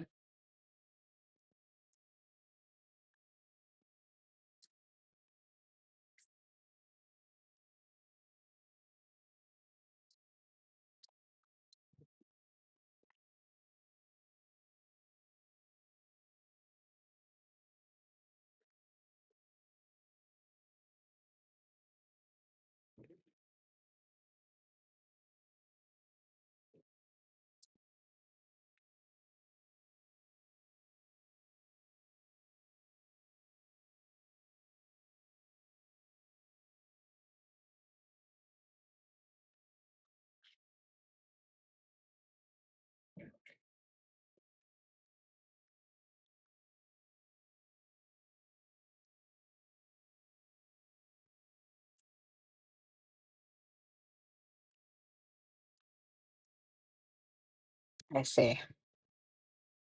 So the Nine of Pentacles in reverse with the Two of Cups for what it means. This to me is about treating this as a gift. I think that you have a lot to bring to the table, or this can be very much a gift to him as it can be a gift to you, but it has to be treated as such. The Nine of Pentacles in reverse can be where we're overcompensating in order to connect with another person. And it can also be some kind of level of codependency, which can lead to a lot of misunderstandings, as can trying to overgive in some way at our own expense, which can be the Nine of Pentacles in reverse. So the Nine of Pentacles in reverse can be where we have skipped a step in some way. There's something that you both are still meant to master. And it's about standards, routines, your day to day, mastering oneself, really putting in the hard work instead of like pretending everything's great and perfect and we don't really have to work for it now because whatever. So it's about not skipping that step. It's about going back and thinking like, okay, what do I need to work on in regards to myself to be able to have better connections and understand myself better and understand my partners or my partner in the future or now. So this to me is about teaching around work and the hard work that it's going to take in order to truly have something with each other, if that makes sense. The Seven of Cups for the potential, mm,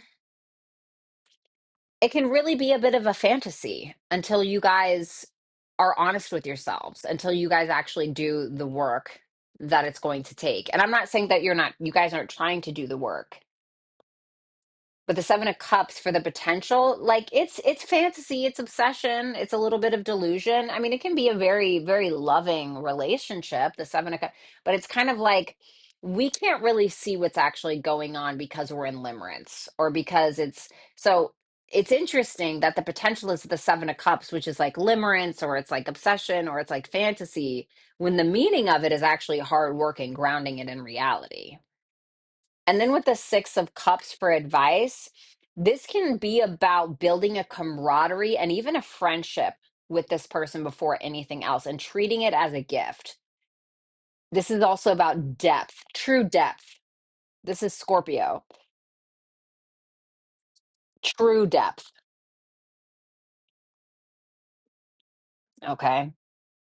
So allow yourself to be vulnerable, but build a friendship with this person as well. Okay. Thank you so much, Ashley. And please leave me a rating to let me know how I did, if you don't mind. Ashley B. Oh, you're a Scorpio. A cautious, suspicious Scorpio here that's been scorned many times. So can you tell me who is he really? I also just met him, so I'm genuinely curious. Yeah, let me see. The devil. Okay. The Ace of Pentacles reversed. The King of Swords. The Six of Pentacles.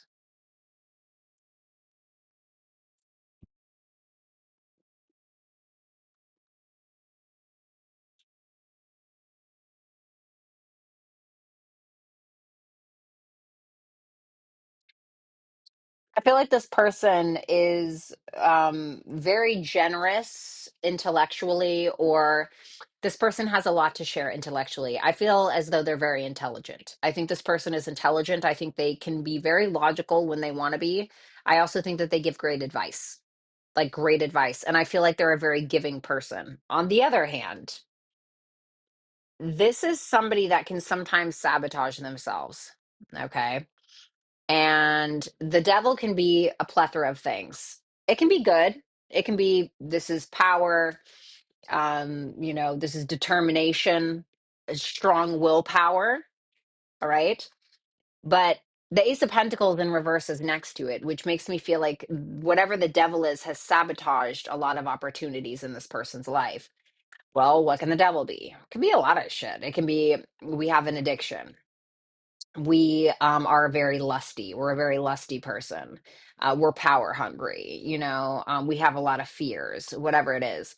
But I feel like truly this person does try to be very fair and logical when it comes to making decisions. And I do feel like this is a very generous person. But just like everybody else, this person does have flaws. Okay. Uh, so I don't know what the devil is, but they can be a self-sabotager sometimes, I think. Thanks a lot, Ashley. I really appreciate you and love you right back. We have KK. How does this really feel about me or relationship? And what's my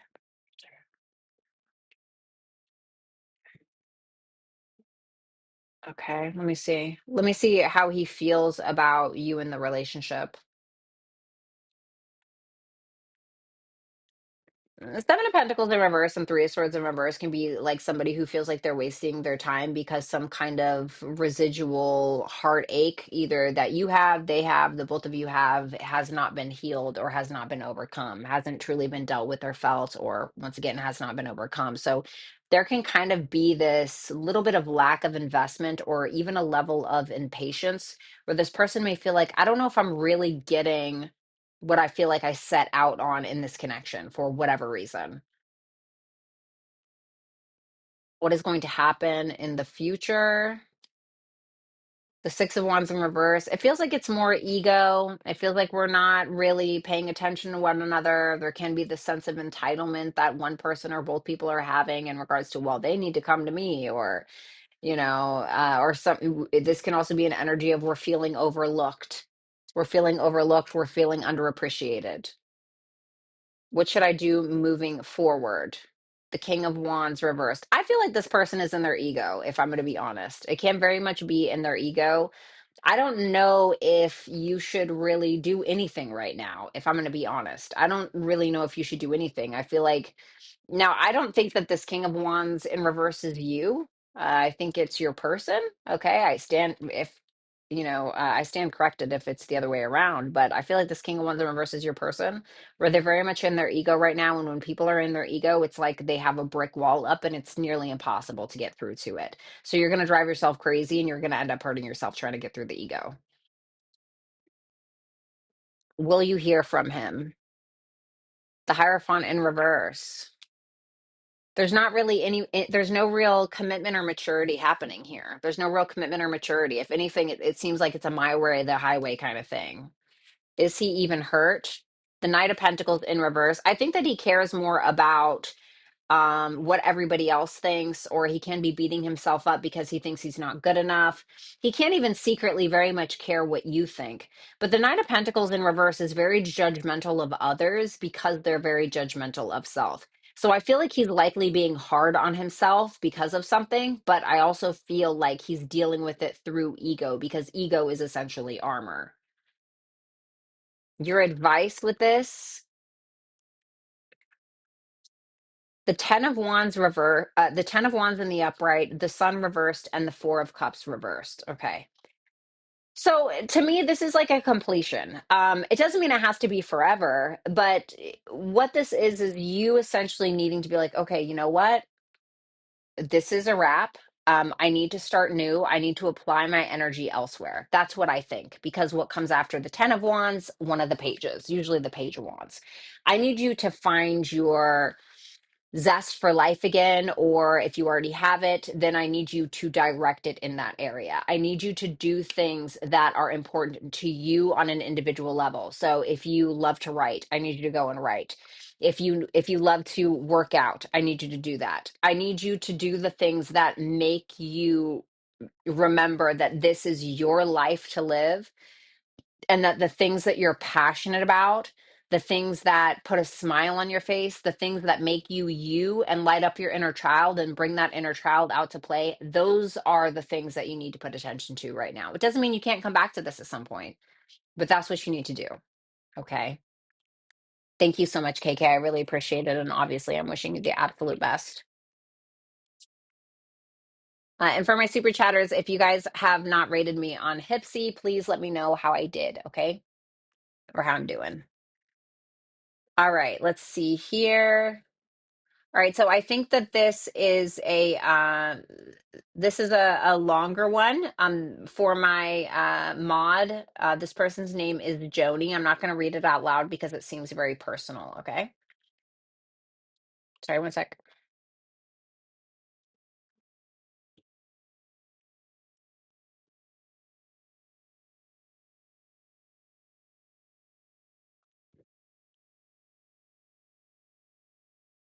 Mm.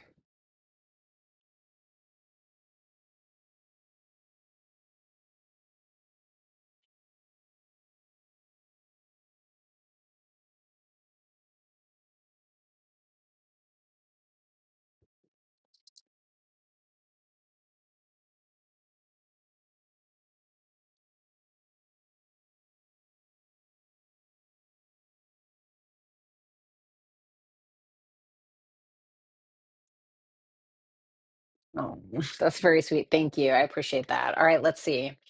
How you should handle this. Judgment in reverse and the tower. Okay, wow, that's double scorpionic energy. That's pretty rough. The judgment in reverse can be when we're ignoring a higher call, or maybe we're ignoring our intuition. We know what the right decision is, but we're refusing to do it because we're having a hard time reckoning with what the reality of the situation is. The tower energy is saying, hey, something's built on a really shitty foundation and we're needing to let it crash and burn, or we're gonna go down with it. So it's kind of saying something is kind of out of your control with what's currently occurring, but what's in your control is you have two choices. You can either A, jump out of the tower now and avoid being uh buried under the rubble, or you can go down with it and allow the rubble to be your grave. Not literally, obviously, but you know what I mean. You know what I'm saying?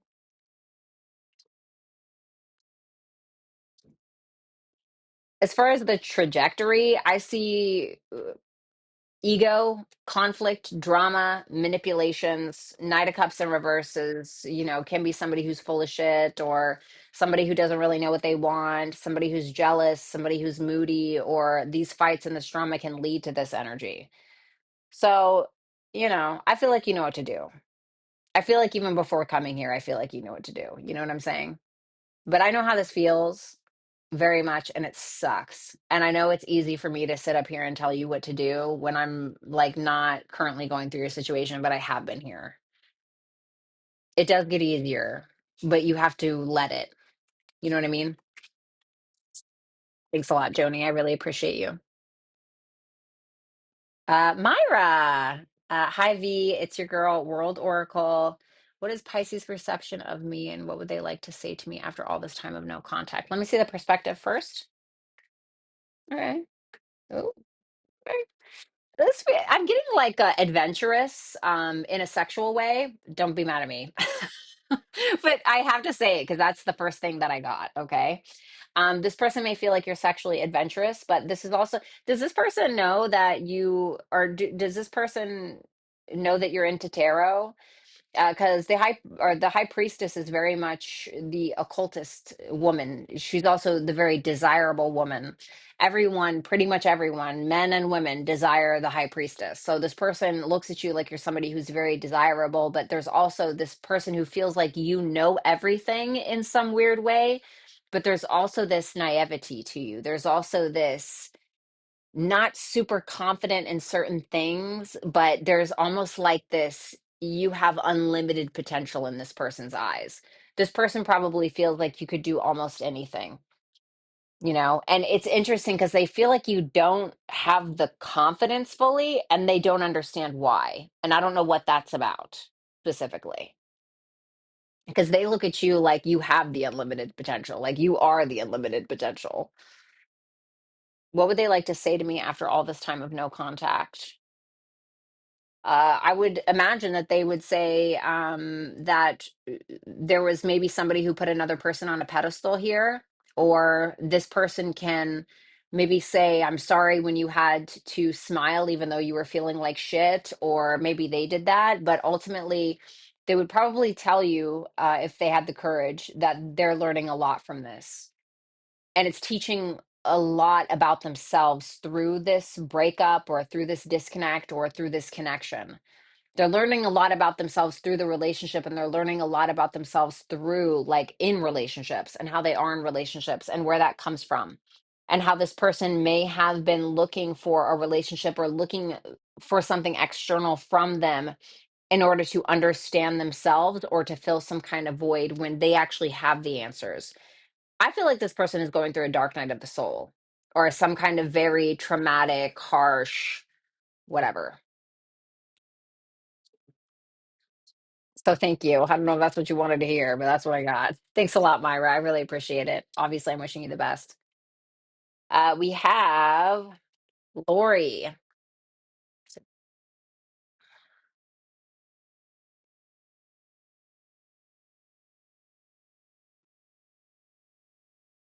this going to be a good place for me for a while? But what about the place I put on it? Like, are you asking if you're going to get it? Or like, what's going to happen? Okay. Is this going to be a good place for me for a while? Let me see.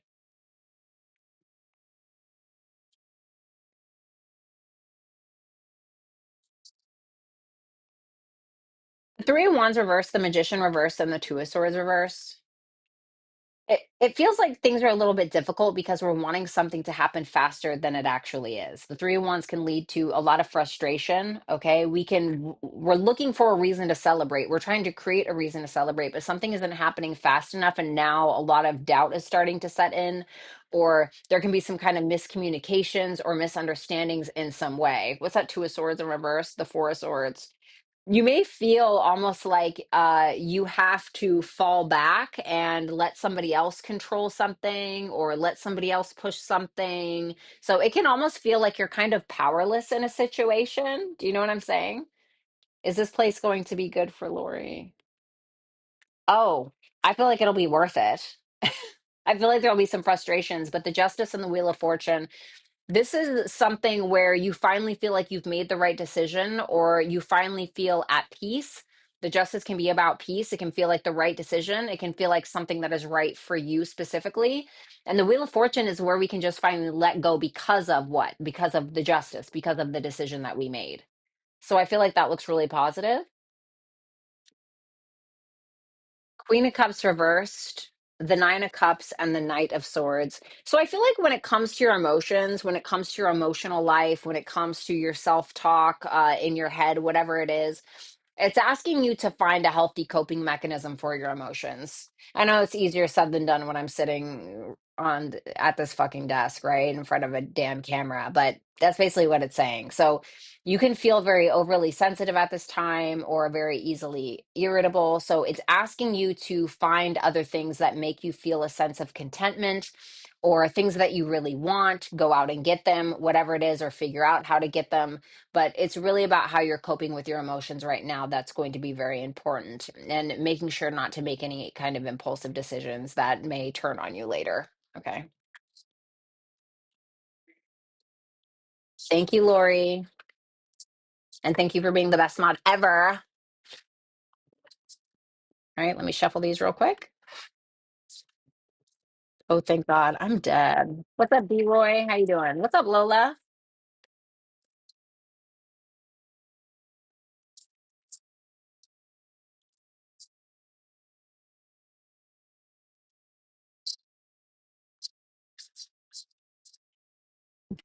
Okay, Lori. I'm sorry. You have every right to be, let's be honest.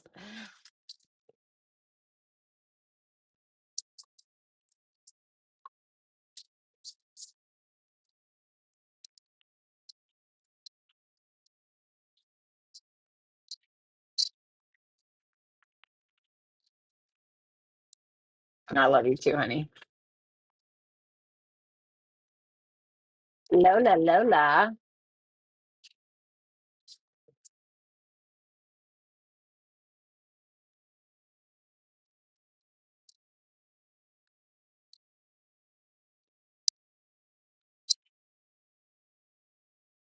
What up? Odd thing to say out loud.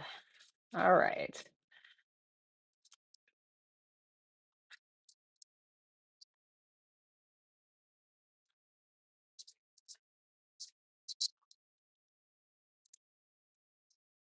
All right, we got Day, DEY.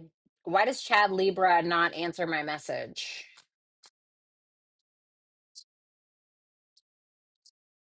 Um, there may be somebody else with that Queen of Wands. Let me see. The Nine of Cups in reverse. There may be somebody else, if I'm going to be honest with you. Sometimes the Queen of Wands can represent like the other woman. So he may find this as a missed opportunity because, he felt maybe like he wasn't really getting what he wanted. There may be somebody else who's kind of getting his attention. Now, if you know for an absolute 100% fact that there is absolutely nobody else, then this can make me feel like there could be an intimidation here. He could just be hungover, but if it's not that, there can be an intimidation factor here where he may be intimidated by you, your leadership skills, your beauty, your not giving a fuck what anybody thinks. I don't know, whatever your personality is. He could feel like there's possibly a missed start because he may feel like he doesn't have what you need. So if you know 100% that there's no other person in the picture, then that might be what it is. Let me see what else. The Six of Swords, the Knight of Pentacles. He may be moving on in order to work on something else or to take action towards his work or towards some kind of business or something that he's attempting to put an effort in. Okay, so it can also be like work or finances, building a business, maybe educating himself on something. The Knight of Pentacles and the Page of Pentacles is working very, very hard towards something. This can also be him kind of moving on for whatever reason, but it can be because he's putting effort into something else.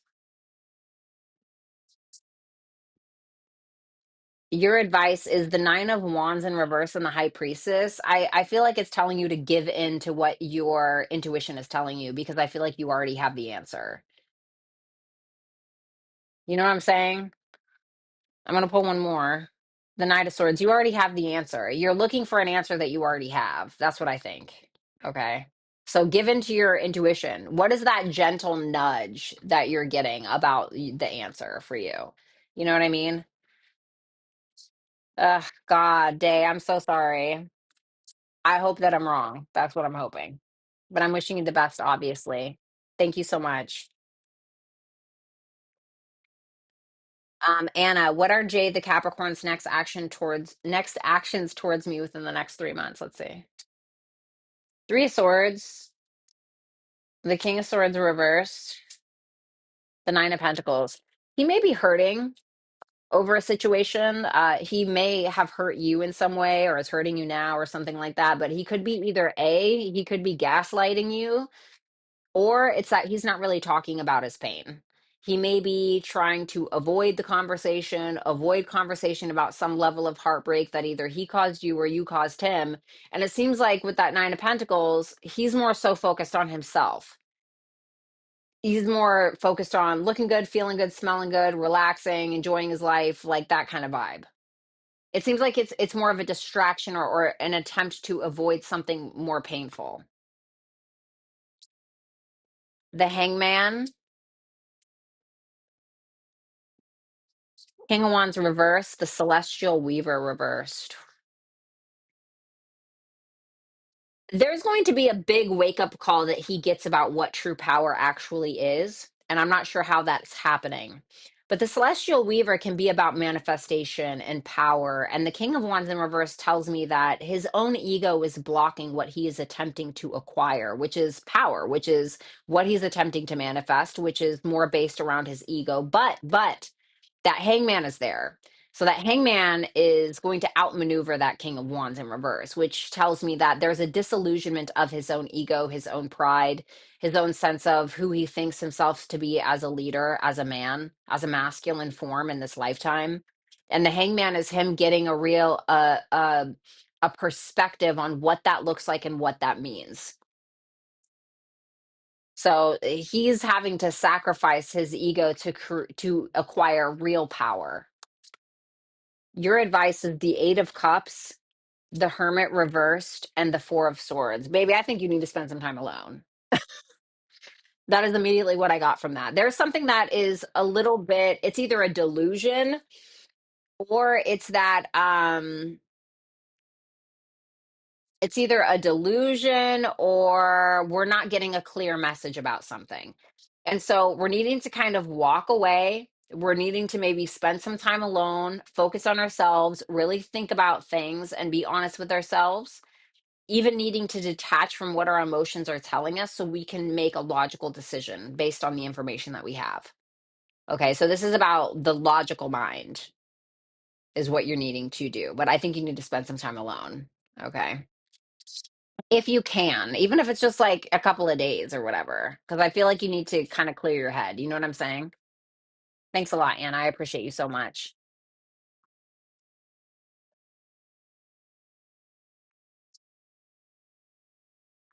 Yvonne, how does Christian miss me? Um, the Tower. This can be about sex. Okay, so if you guys had a really great intimate life, 18 and up guys, if you guys have a really good intimate life or had a good really intimate life, I feel like this person misses you in that way. I feel like you also gave this person an ego boost because of some kind of sexual chemistry that you have, most likely.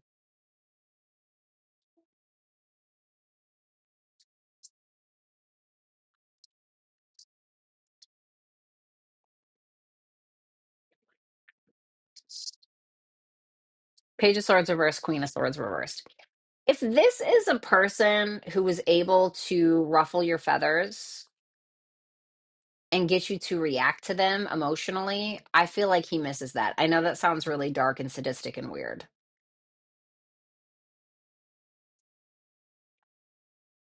He may even miss your attitude. If you're somebody who's had an attitude with them or you have an attitude, he may even secretly miss that in some way.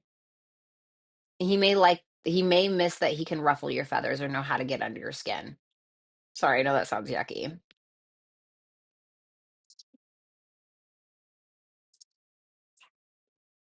Thanks, Yvonne. Sorry, I know that was like a fucking weird ass answer. Day, DEY. What should I expect from Chad? The Eight of Pentacles, the Ten of Pentacles reversed,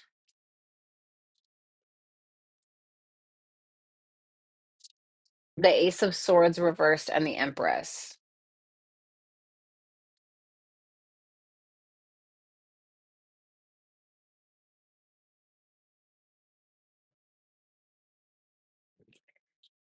He may be putting effort into something that really doesn't have a sense of longevity, or he doesn't really know what he's working towards. So he can be trying to build something, master something, but he doesn't really know what that's going to look like in 10 years, or he doesn't really know what he wants long term.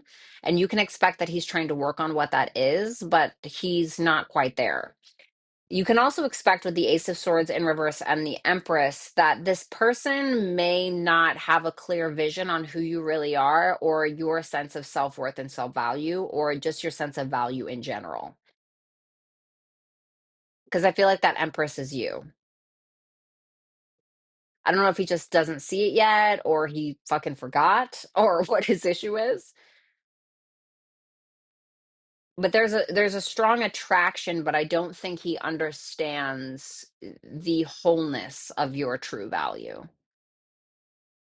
Like he looks at you and he sees somebody beautiful, he sees somebody gorgeous, he sees this, that, and the third, but I don't think he understands the true value that you hold. And I feel like he's not going to get that until he continuously puts in that effort towards mastering himself. Okay. Thanks a lot, Day. I really appreciate you. And I appreciate all of you guys. Thank you so much. I just appreciate anyone who just came in tonight, shared the broadcast, came and said hi to me. It means the world to me. Lori, obviously, thank you so much for being an awesome mod. I think that you are the shit. I think you are incredible. And I obviously could not ever do it without you. Thank you so much, Roman. I really appreciate that. That means the world to me. Let me make sure. Okay. Why isn't this playing for me? Okay. All right, guys. So on that note, thank you. I'm going to go ahead and get out of here, and I hope that you have an excellent evening. Bye, guys.